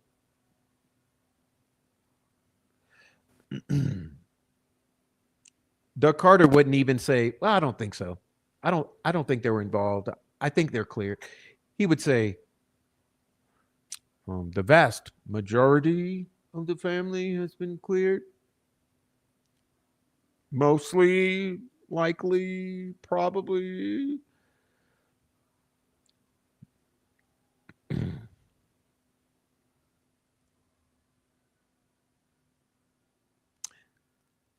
Anyway, okay. Jeez, y'all. Hey, so let's have a little more fun. Okay, I wasn't done yet. I know this is a long show. We're gonna cut it short though. Don't worry. I like to thank everyone for being here. Thanks, Amy. Yeah, please remind everyone to hit the like. Please hit the like, y'all. Hit the Cash App. I got the Cash App for your support. That's the most productive way to provide support because they take the least percentage. YouTube takes 30% of your money when you donate, and Cash App might take 3 or something. So thanks, Amy. And hitting the like is a great way to support the channel, as well as leaving comments on the comment section or joining the live chat and just basically enjoying the channel. Okay, am I here yet? Okay, yeah, I'm here. I wanted to do, because we were looking at WTHR, so let's look at a little WRTV. Okay. So let's take one, let's be fair, from a month ago. Let's do some defense attorney, okay, reporting. Let's sort by newest. Okay, start there. 3 weeks ago, we're going to say, Libby's grandma were involved in the death of the 4 children killed in Florida. She values the house for more money than the house cost. She did it for the councilman at the time. They found 15 different DNAs on the scene. One of them belongs to Indiana policeman, and Kelsey's hair was in Abby's hand. I take care of my disabled mother, and I've been telling her for years before the arrest was made. The bridge guy's Ron Logan. What about the 2 girls murdered in Iowa? They rode their bikes down to the river, and right on that particular day, Richard Allen is only miles away. The right man is in prison. Ridiculous. What? Oh, okay, we got another troll farm. Cowboy Kelly, 6590. It's funny to use the word cowboy because we know cowboy is one of the most unhinged, insane trolls on Delphi Murders. I wonder if you're the same one. Who are you? You're screaming a disinformation agent. Are you Kelly? Are you Tracy? Who are you? Cowboy Kelly 6590. Looks like you're Tracy with all these fucking allegations. Okay. Chief Deputy Sheriff is bridge guy, proven but ignored. Richard Allen is the killer. Case closed. Richard Allen had his fair trial. Nothing about it was fair or transparent.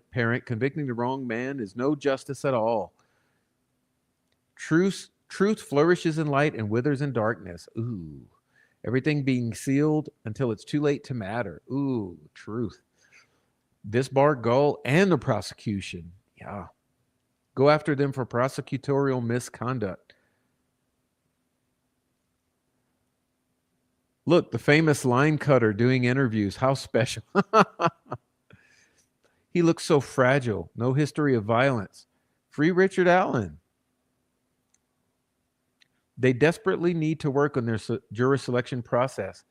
When the only juror in the Delphi case did an interview and made comments, she thinks the prosecutor was hot, speaks volumes. How insane. And she forgot her glasses that day. Oof.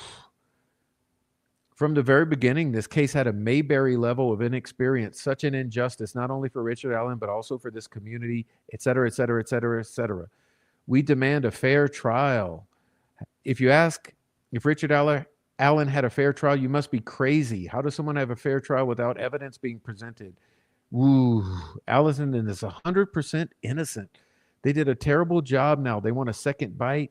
No, I don't think so. Oh, well, you know who that is? This guy right here, that's troll farm number fucking 1 right there. You know who that guy is? Look at that profile pic. That's troll farm right there I know it positively. Okay, he threatened to kill me already. This guy's threatened to kill me right here. Okay. But let's look so far. Okay, so far we have 1, 2, 3, 4, 5, 6, 7, 8, 9, 10, 11, 12, 13, 14, 15, 16.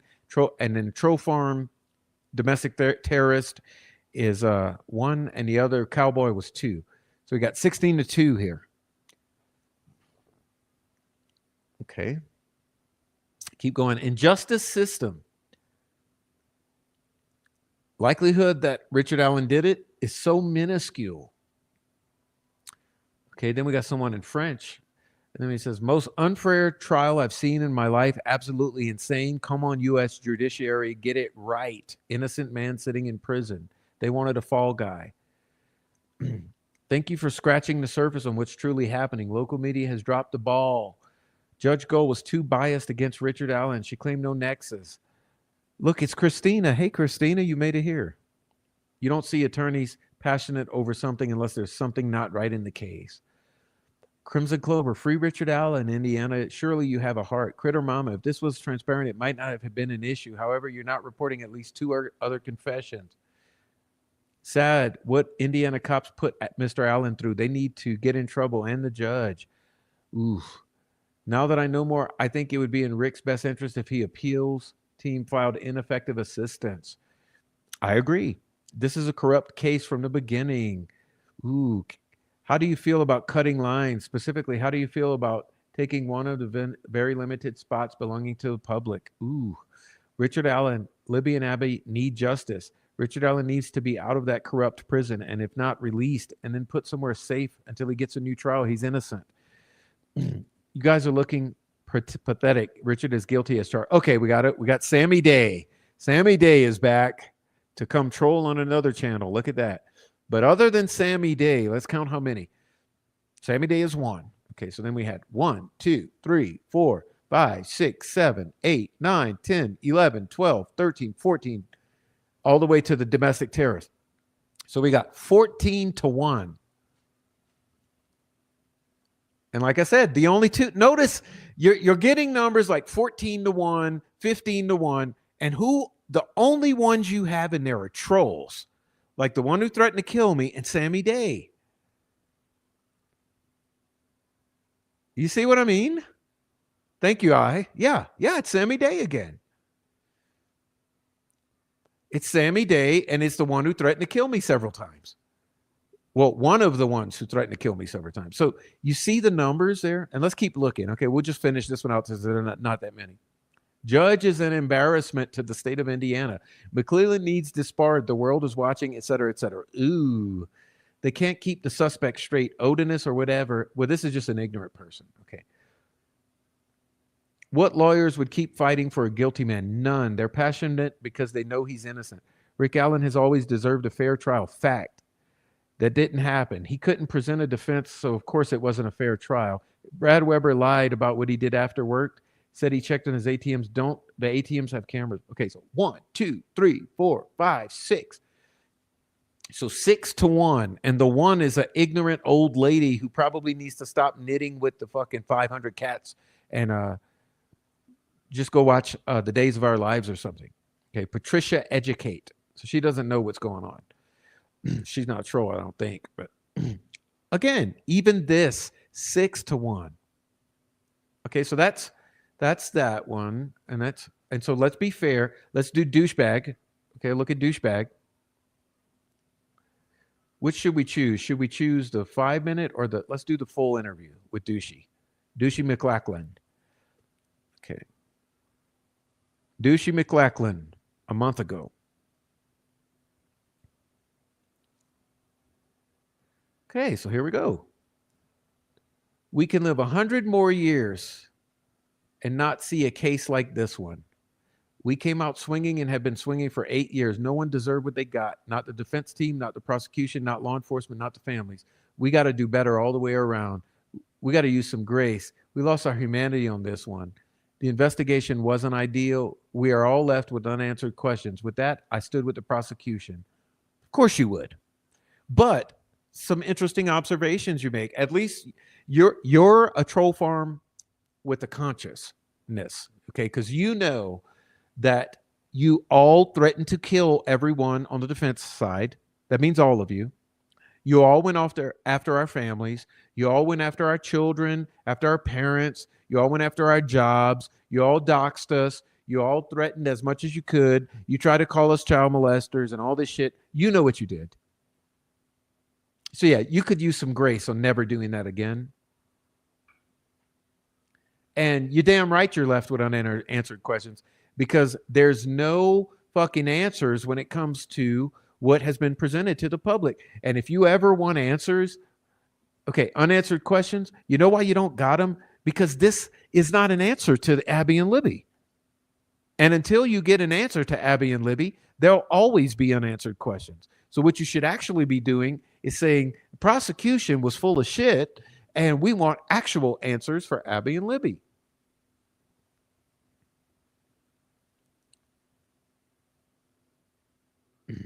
Okay. He should, trying to look like Mr. Rogers, but I see you. He should not be a prosecutor anymore. He should FaceTime himself over this. And whoever in Newcastle that refused to the wire offered from the drug dealer to pin these goddamn child molesters should never be allowed to walk. Ooh. The defense should have put him on the stand for a voice comparison and analysis. Ooh. Rest in peace, Abby and Libby. And ooh, this interviewer sounded like she has no idea what she's talking about. Questions were terrible. Ooh. Nothing but the truth became everything but the truth. Ooh. Ah. Who hurt you, Nick? Ooh, who hurt you? Coming out swinging. Every comment is against him. Even this still can't think of one notices it. Okay. Nick McClellan, the biggest waste of Indiana tax dollars. Ooh, getting a false conviction is going to be the highlight of your career. Ooh. Whether Richard was wrongfully convicted or not, this case was a complete soap opera, the worst for all involved. Ooh, how about an obligation to the truth? Ooh, Master Mason McClellan, we're as sick as our secrets. Ooh, what facts did you prove? The amount of bullshit he perpetuated must have been hard as well. Ooh, what's up with his ever-changing looks? Try some dry shampoo and confidence. He's a paid puppet. Ooh, we saw the footage, Nick. The white van, 2:45 p.m., you lying scumbag. Ooh, Holman and Leslie broke the law with safekeeping hearing. Illegally, ooh, yeah, lies. Ooh, one word. Free Richard Allen. Ooh, McClellan is a piece of shit. Slimier than a wet turd sliding out of Goal's ass after her binger. Ooh, I'm really happy I watched this. I appreciate the prosecution side. Oh, the first troll. Okay, so let's see. Let's count those. Well, that one we'll call a neutral. Okay, we'll just skip neutral, miss neutral. We'll got 1, 2, 3, 4, 5, 6, 7, 8, 9, 10, 11, 12, 13, 14, 15, 16, 17, 18, 19, 20, 21, 22, 23, 24. Oh, 24 to 1, y'all. 24 to 1. Prosecutor starts to sweat. You're the two most rancid people I've heard to date. I've never been able to say I've moved away from Indiana for numerous reasons. This rancid pig had evidence in hand and twisted the witness testimony to fit his own theory. Your job is to get the right guy, not just the first guy who sort of fits, kinda. Ooh. Y'all, these comments, such a slime ball. What a soft interview. The family, it's so hard for him to even remember that 2 girls were murdered because he's friends with the family. No, he's related to Libby's family. His family is related. The McClellans are related to the Germans, everybody. If you don't already know that, you need to know that. Check out Brad German and his wife. What question did McClellan answer with one word? Yes. Wow, that spoke volumes. No hard questions, lies, like you were communicating with a certain YouTube creator. Like these were prepared ahead of time. Ooh, yeah. Did he look at all the people living overseas that knew about the van that only killer would know? Ooh, he lost his career's in the shitter. Yeah. He looks like Ned Flanders. They didn't want those photos out because they show Abby was not wearing the same shoes on Snapchat as the ones found at the crime scene. Ooh, these people in this comment section are great. Good Lord, the comments are a dumpster fire. Manson groupies drinking. Oh, we got a troll farm. Manson groupies. Okay, yeah. No, these comments are right on. So okay, Manson groupies. That's the one. And then we got 1, 2, 3, 4, 5, 6, 7, 8, 9, 10, 11, 12, 13, 14, 15, 16, 17, 18, 19, 20, 21, 22, 23, 24, 20. Uh-oh, did I lose my spot? We did. Go back again. Oh, here we go. 1, 2, 3, 4, 5, 6, 7, 8, 9, 10, 11, 12, 13, 14 to 1. Okay, and they go on and on and on and on. I'm not going to keep doing it with this video, but you can see it's 24 to 1, 14 to 1 in this one. Okay, let's go back a few months.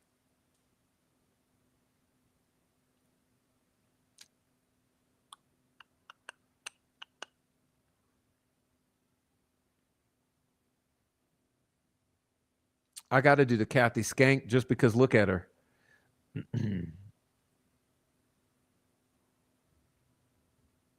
Boy, that's a face of evil if there ever was one. Look at that.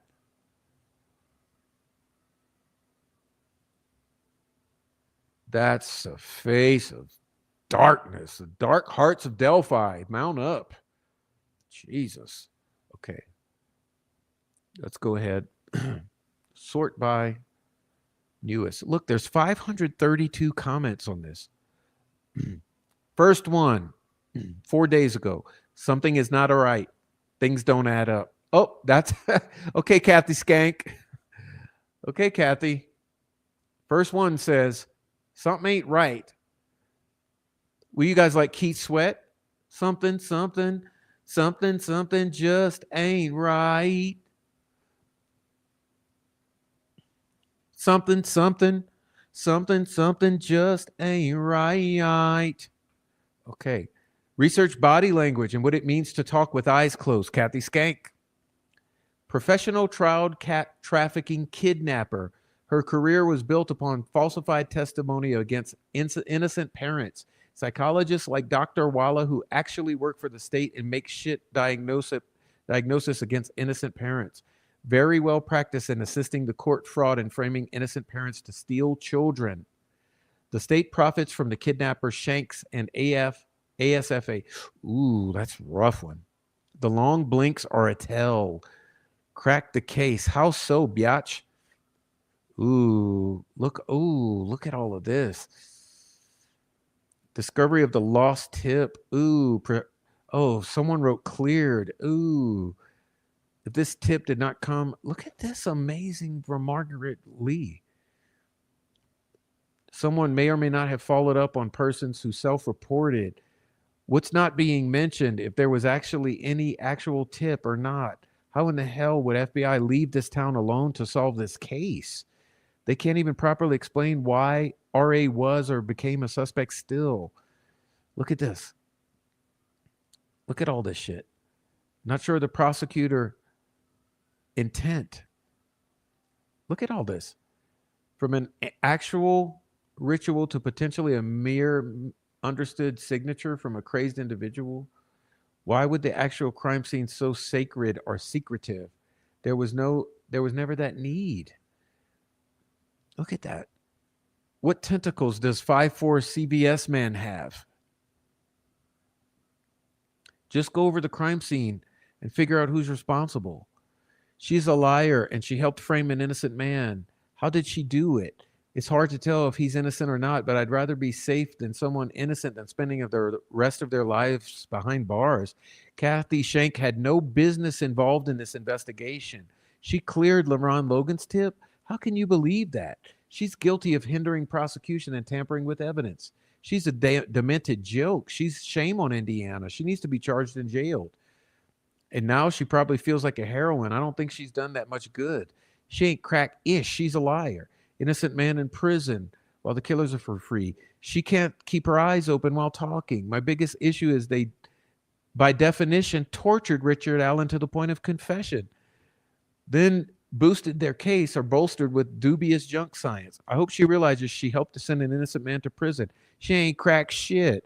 Over the years, America has given the world some of the best jokes ever. Indiana is one of the best yet. Look at all these. Look, the first one, Sammy Day. Oh, I have Apophis. You still there? All of those great comments. And here comes Sammy Day, 3321. The 3341. 3341. Isn't that Masonic? 3341. Yeah. We are one, aren't we? 33. Okay. But look, okay, so we got Sammy Day right here. This lady is wonderful. Oh, I want to lick her ass crack. Okay, blah, blah, blah. Ooh, I'm so believing the state's narrative, says Sammy Day. But listen, as opposed to Sammy Day, who do we have? 1, 2, 3, 4, 5, 6, 7, 8, 9, 10, 11, 12, 13, 14, which gets a special mention. I mean, Margaret Lee just knocked it out of the park. 15, 16, 17, 18 to 1. 18 to 1, Sammy Day. And it goes on and on and on and on and on and on and on. Look, she's Becky Patty's best friend.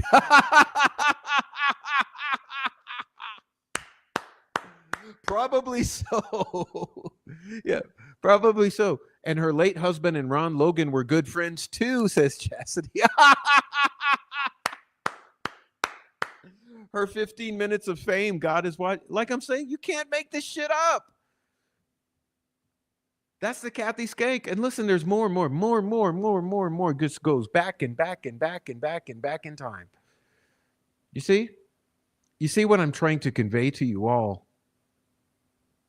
It just goes and goes and goes. No matter where I click, you're going to see the same. 24 to 1, 14 to 1, 25 to 1, 13 to 1. You see? Okay, that's so we did WTHR, WRTV. What is this? WRTV. Let's do Fox 59. I'm just going to do a couple from Fox. Okay, let's do this one.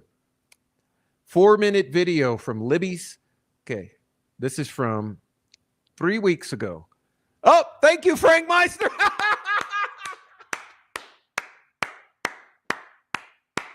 All right, this is the receipts.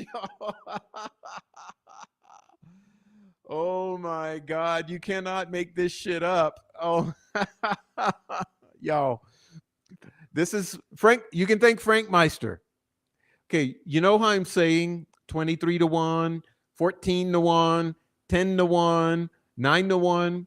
Okay, this right here, Libby German's step parents or grandparents from 3 weeks ago, 6.5K views. Okay, this right here was like 90 to 1. That's why the comments are turned off here. You see, comments turned off. The comments are turned off because it was a bloodbath. This right here with Pecky and Mike Batty. Pecky and Mike Batty 3 weeks ago with little Rafael Sanchez. It was literally probably, I would say, it was more like probably 57 to 1. How bad those comments were. And old Frank Shyster, Frank Shyster had to Frank Shyster had to have the comments turned off. And like I said, you went to Facebook and literally it was Tara German, me, Michaela Babcock, and some lank family member against the 31 others. All right.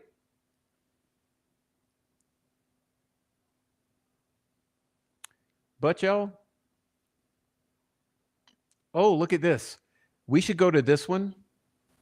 We should look at these two and then call it a night. How about this? Because look, I want to show you why.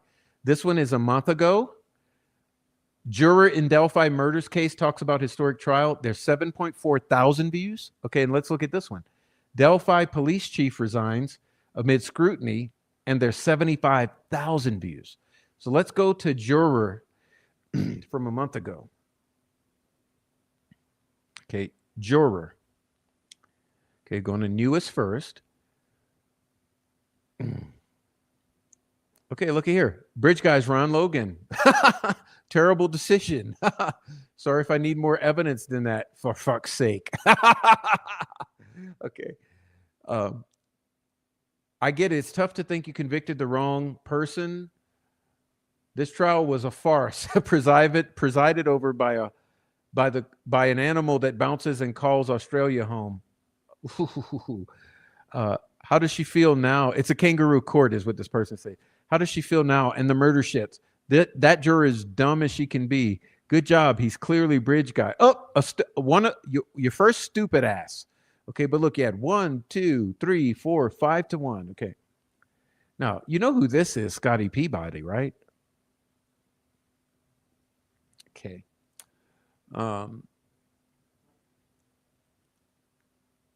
He is guilty. Look, another sheep. Okay. But let's see. One person heard Richard. How could the jury know that he's guilty? Richard was in prison before trial. But okay, yeah. Why don't they get on camera? Murder sheet leaked sealed info. Murder shits. Innocent man in prison. Standard American woman. Fortunately, we do not ever need to hear from murder shits again. Jury got it faster than most of us did. Timeline leaves no doubt. Oh, a fucking dumbass. Okay, so let's see. We got 1, 2, 3, 4, 5, 6, 7, 8 to 1. And it's the same. I'm not going to keep going. But you see what it's like. Okay. And let's go to the Delphi police chief, since there's 75,000 people here. 75,000 views.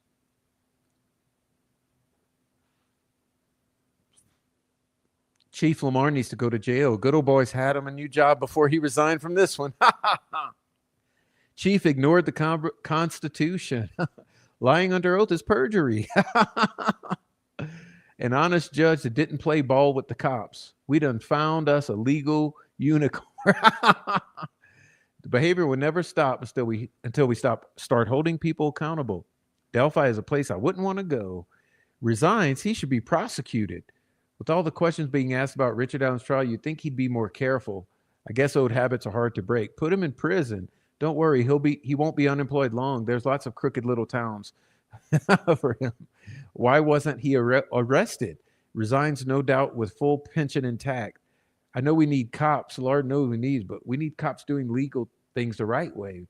God, his pension, got his pension, no doubt. Can only think of all the innocent people sitting in jail because of him. Blah, blah, blah. This loser is going to get hired by another department.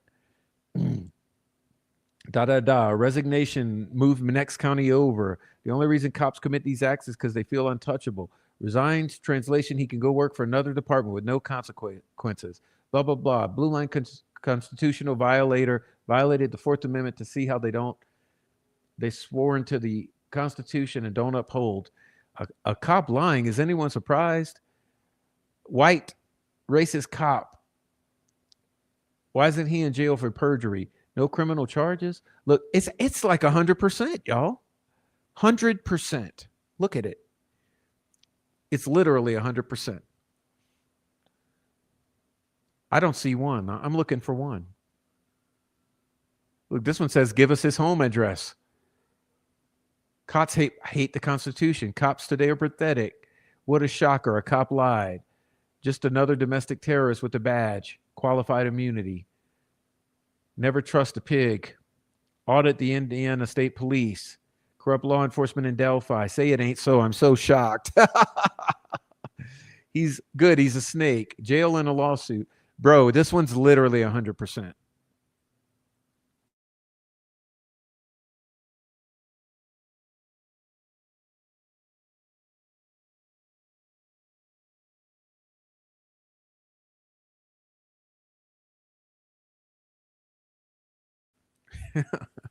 Well, y'all, listen. I gotta end this shit. Look. Yeah, good one. Where's Sammy Day?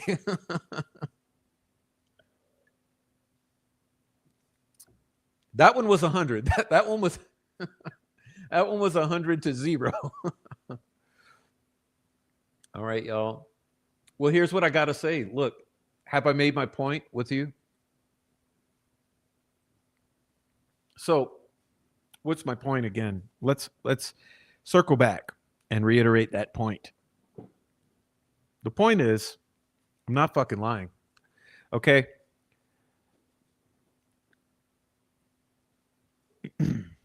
People see what's happening, and it's a wake up. Okay, it's a wake up call. People are waking up. Information. Listen, I've said it from the beginning. We've not tried to convince anyone of anything. Okay, like that. See, that's the difference between Troll Farm and me. When I came onto this internet and to this YouTube, you know why I did it? Because so many of the people in my Discord, those who've been with me a long time, you might remember where I started was Discord. I know most of you won't understand that. Most of you are new here, but way back 2 years ago, when I started with this community, when I started in this community, it was Discord. Okay?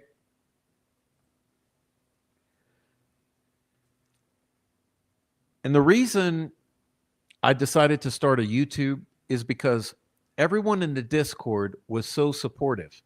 Okay? The Discord, I was like, man, I like having 50 or 100 friends in my little Discord channel. It's nice to have 100 folks like to chit chat with. It's like the largest group text I had ever done. You know, I'm used to doing 2 or 3 people in a group text, but to have 100 in the Discord and everyone's friendly, getting along, and having a great time and sharing ideas, I liked it. And I thought, you know what I should do for the Discord? I should make a YouTube channel. So instead of being relegated to Discord, we can all come on to YouTube, and I'll do a YouTube channel, and we'll all have a good time on YouTube instead of Discord, and it'll be a little more conducive to doing presentations and things like this that we do.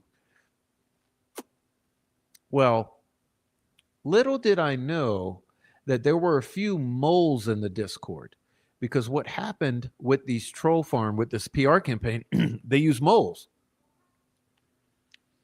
So they'll put moles to come into your community to report back to everyone.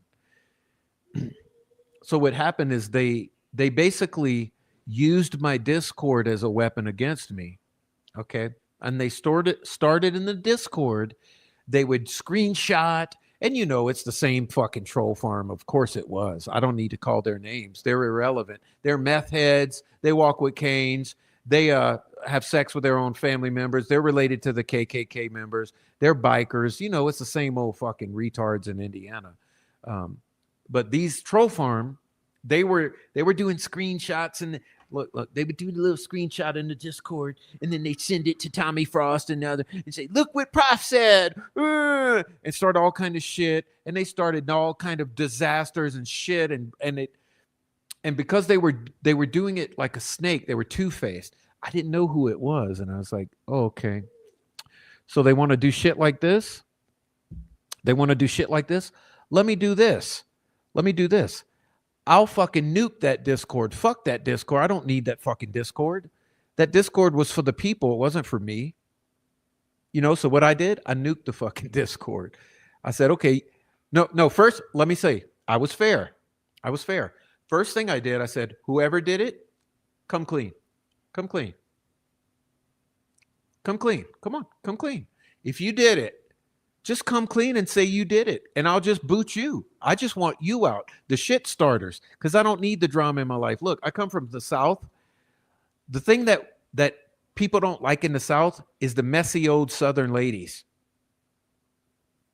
So in the South, the little old gossip old ladies, the little shit starters are the people who are frowned upon in the South.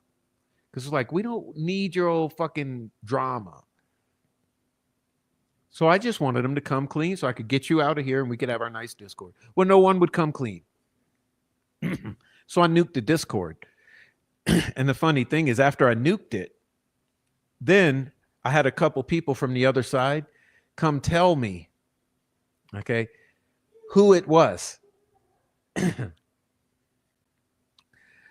So I had a couple people message me privately and say, Prof, you didn't hear this from me, but it was Jinx.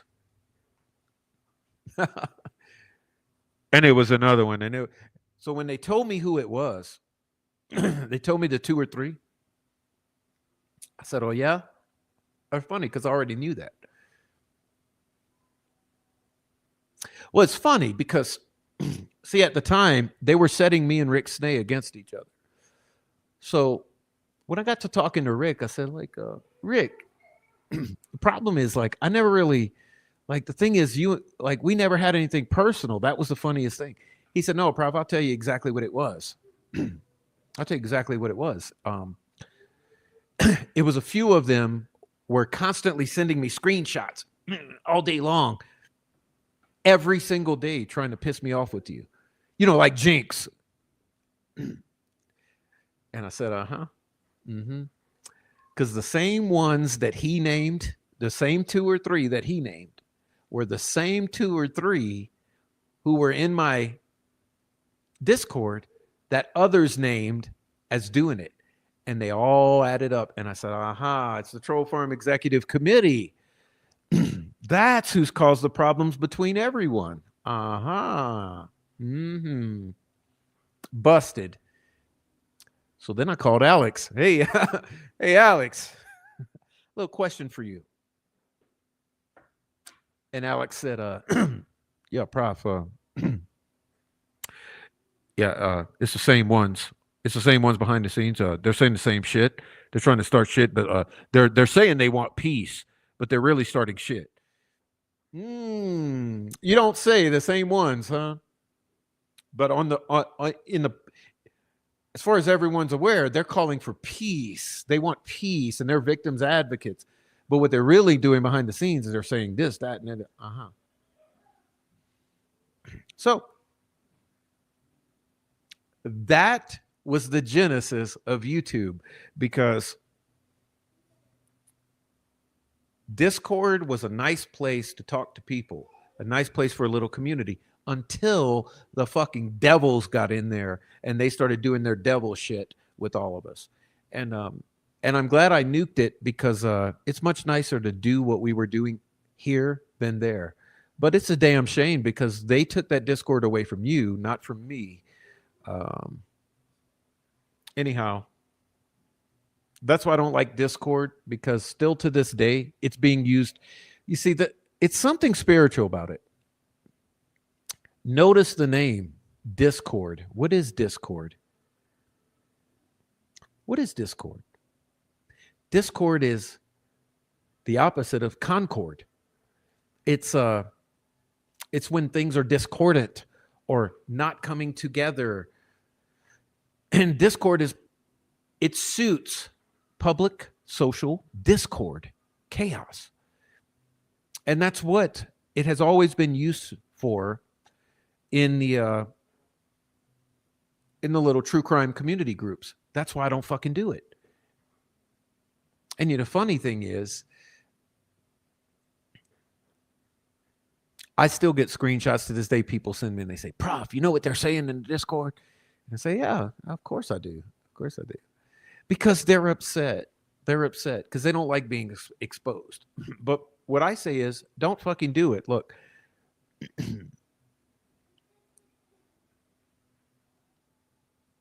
I never cared. The thing about the Discord that they didn't seem to understand, I didn't care about the screenshotting in the Discord, because anything I say anywhere, I will stand behind. I'll say it publicly. I'll say it privately. I'll say it in text messages. I'll say it on the telephone. I'll say it in front of you, in front of the world. You see, what I cared about was the motivation behind it, that you're going to try to use my words as tinder or as a spark to create fucking chaos and destruction and fighting and drama. You're stirring up shit. And that's what I didn't like. So I'd rather them do it here. I'd rather say, hey, hate watchers, clip me saying something you don't like and send it, okay? Because I'm cool with that.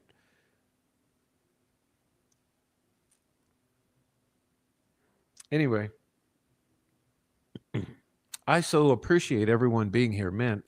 And I guess that's why I'm closing out and saying, you are my community here. You're my little family. I talk to you and spend more time with you than my family these days. And that's kind of odd, but it's cool.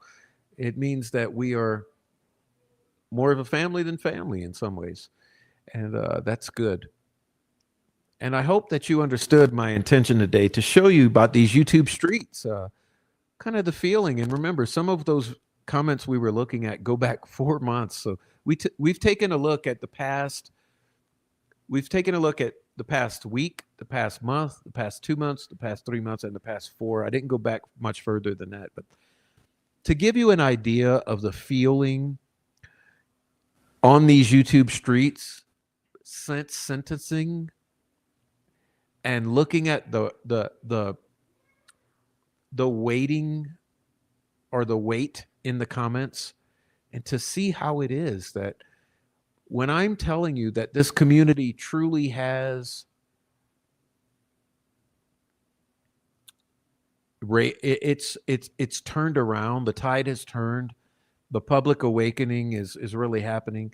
It's not the fact that we've ever tried to convince anyone what to think or how to think. It's that we find things alarming that we want to be able to speak about freely and to show you. We want to show you what is alarming to us, and that's what's been my mission is to when I open these filings up and show you the filings, and we read through them together, and I say, "What the hell?"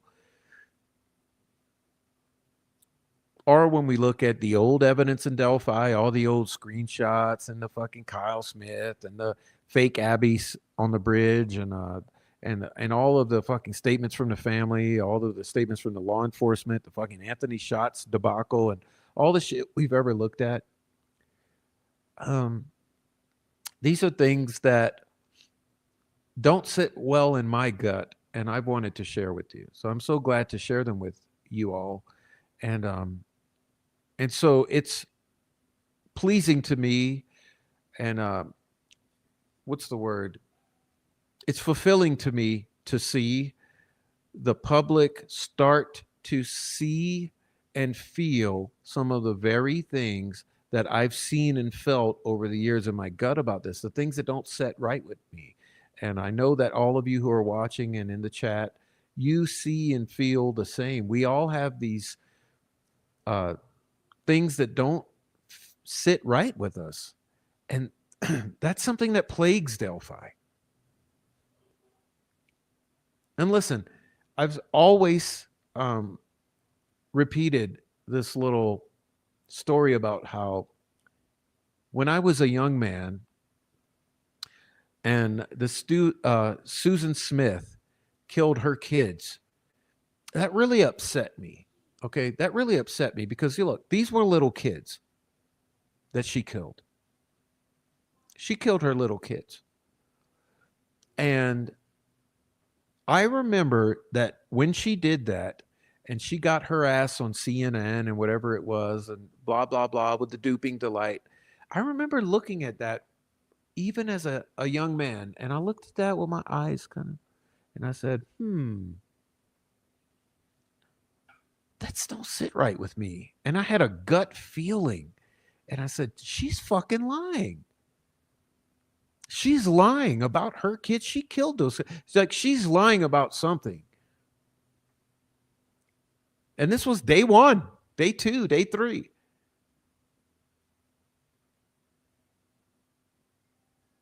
And it was that irking feeling in my gut, in my center, right here in the navel, that uneasiness, and I just knew it. And what happened?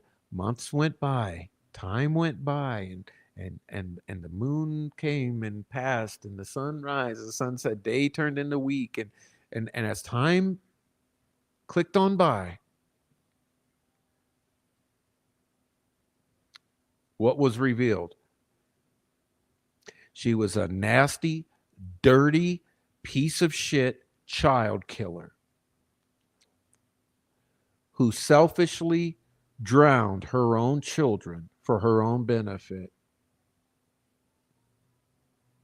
and had the nerve.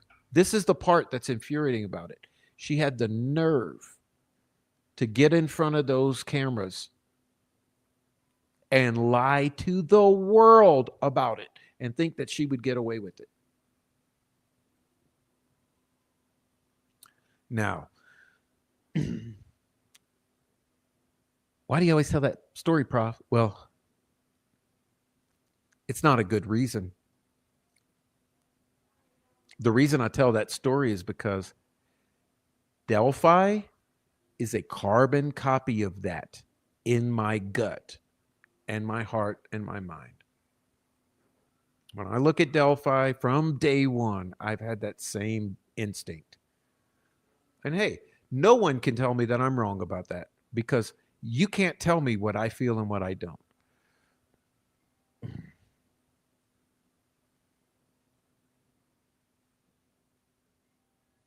And so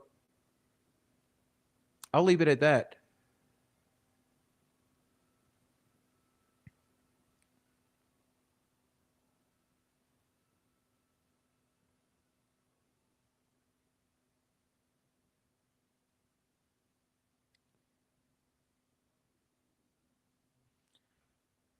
It's tears. It's tears. I mean, really, every time I say I'm on the verge of tears, it's because it's It's a gut-wrenching thing.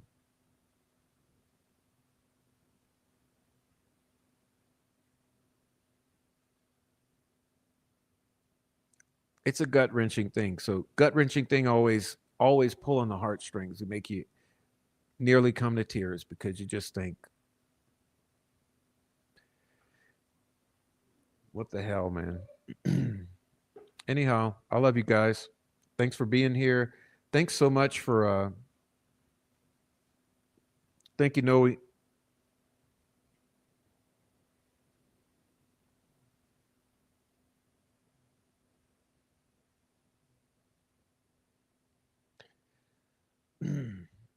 Welcome in, meow, meow. Anyhow, I just wanted to say thank you to everyone who came tonight. I wish we could have gone through. I mean, I really did want to go through like hundreds of more of those comments. God have mercy. It's a bloodbath in those YouTube streets. But I recommend you do it for real. For real. You see what I did to get those? I typed in Delphi and WTHR, you know, Delphi and WRTV. And I typed in Delphi and Fox 59. And you do that sort of thing, and you'll pull up all their Delphi content, and then you can just start exploring the comment sections. Pardon. And I'm telling you, if you just go read through those comment sections, you're not going to feel alone. You know?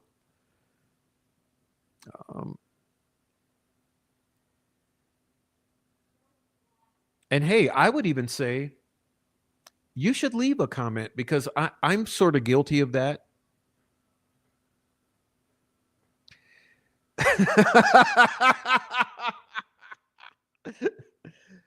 I'll get there. I'll get Shibby. Listen, I told you it's a new computer. Do you think I have time to fucking learn every in and out of this?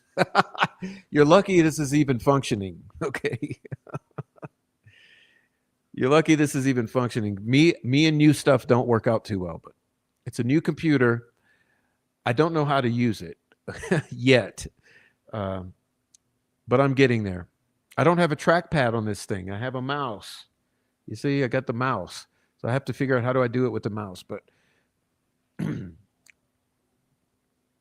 I guess what I was going to say is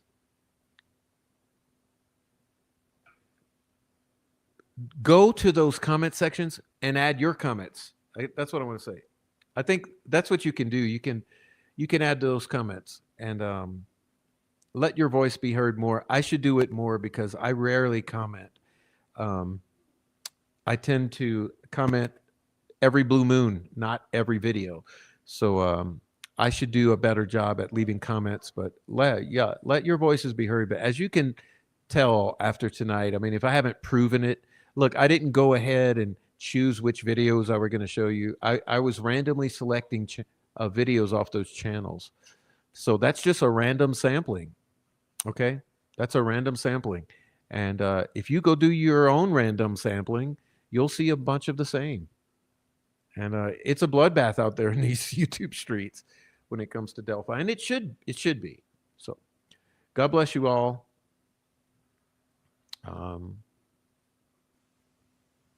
Oh, did Court TV get slipped? Yeah, I didn't think to go do that, but maybe I should.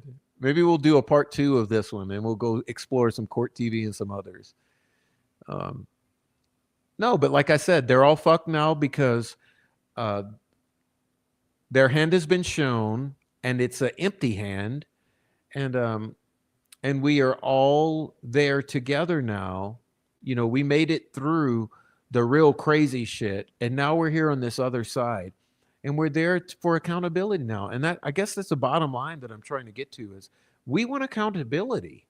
Now is the time for accountability, whether that be appeals, a new trial, people go to jail. I think heads should roll at a minimum, and then probably people should be prosecuted. I think there have been crimes have been committed. I think there's been perjury. I think there's been contempt of court. I think there's possibly been obstruction of justice. There's definitely been witness intimidation. There's been so many crimes committed, and I want to see some justice be served on this community, honestly. And that's my point. Justice on this community. All right. So God bless you all. God bless Abby and Libby.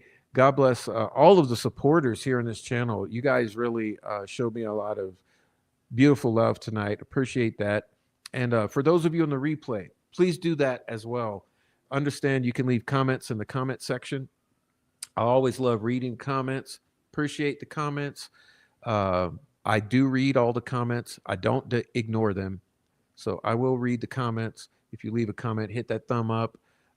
Also, please leave a Cash App. I love the Cash App. The Cash App support the channel the most. But everything supports the channel that you might do. But I do appreciate you so much. And also, please subscribe to our various YouTubers who are in the live chat. As you watch the replay, you may see some other YouTube channels in the live chat. Go subscribe to their channels as well. They're all wonderful. And even the hate watchers. Thank you for hate watching. I'm sure you'll take some screenshots and do some clips and get some hate going. And go ahead and good luck with that. You deserve every bit of it, because you shouldn't threaten to kill people on the internet. It's not going to end up good for you. Anyway, with that being said, good night. And Michael Sear, good night. Thanks for coming. Amy, thank you so much for being here. Miss Kay, Nancy Drew, Jim Chrisman, Gretchen, Just James, thank you. Rhonda Holton, Kay, Nino Dino, 5 Green Acres, Sweet Dude Shibby, Jade, Christina, Heavy Brown, everybody, Lisa, L'Oreal, Trial Junkie, Rhonda Holton. Let me shout out to Mark Ellis again for the super chat. Mark Ellis, Jennifer Hoff, It's a New Day, Kate Eleanor, Amy, Heavy Brown gave a super chat, Kathy S, Keith, Spike Dog, Kate Eleanor, Lisa gave a super chat, Kalida Hope, Deb, Kate, Michael Lewis, Mama J, Rebecca, April Nunya, Lee with Love gave a super chat, Oleg Cat, Kate U, 5 Green Acres, Miss K, Kathy Wright, L'Oreal, Nancy Drew, Dennis McKean, Can't Think of One, gave a super chat, Jade, Niobe gave a super chat, Kalida Hope, Noe gave a super chat, Pam Sheehan became a member, Faith Ross gave a super chat, Just James, all kind of people supported the channel tonight. I do appreciate that. And I appreciate all of you for sticking it out. We've been here 4 hours. So thank you, Jim Chrisman. You said you have many times. You gave super chats. Thank you for giving super chats. All right. I don't know what you got. Maybe that's not what you meant, but I appreciate all of you guys for being here. And I'm out of here. My voice is shot. It's a long show. But good to see you all here. Okay, bye everyone. Yep. Hide your wives, hide your children, hide your husbands, because they got raped that's up in these projects. All right.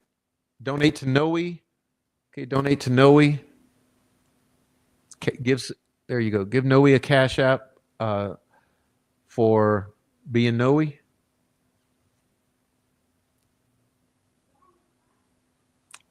Okay.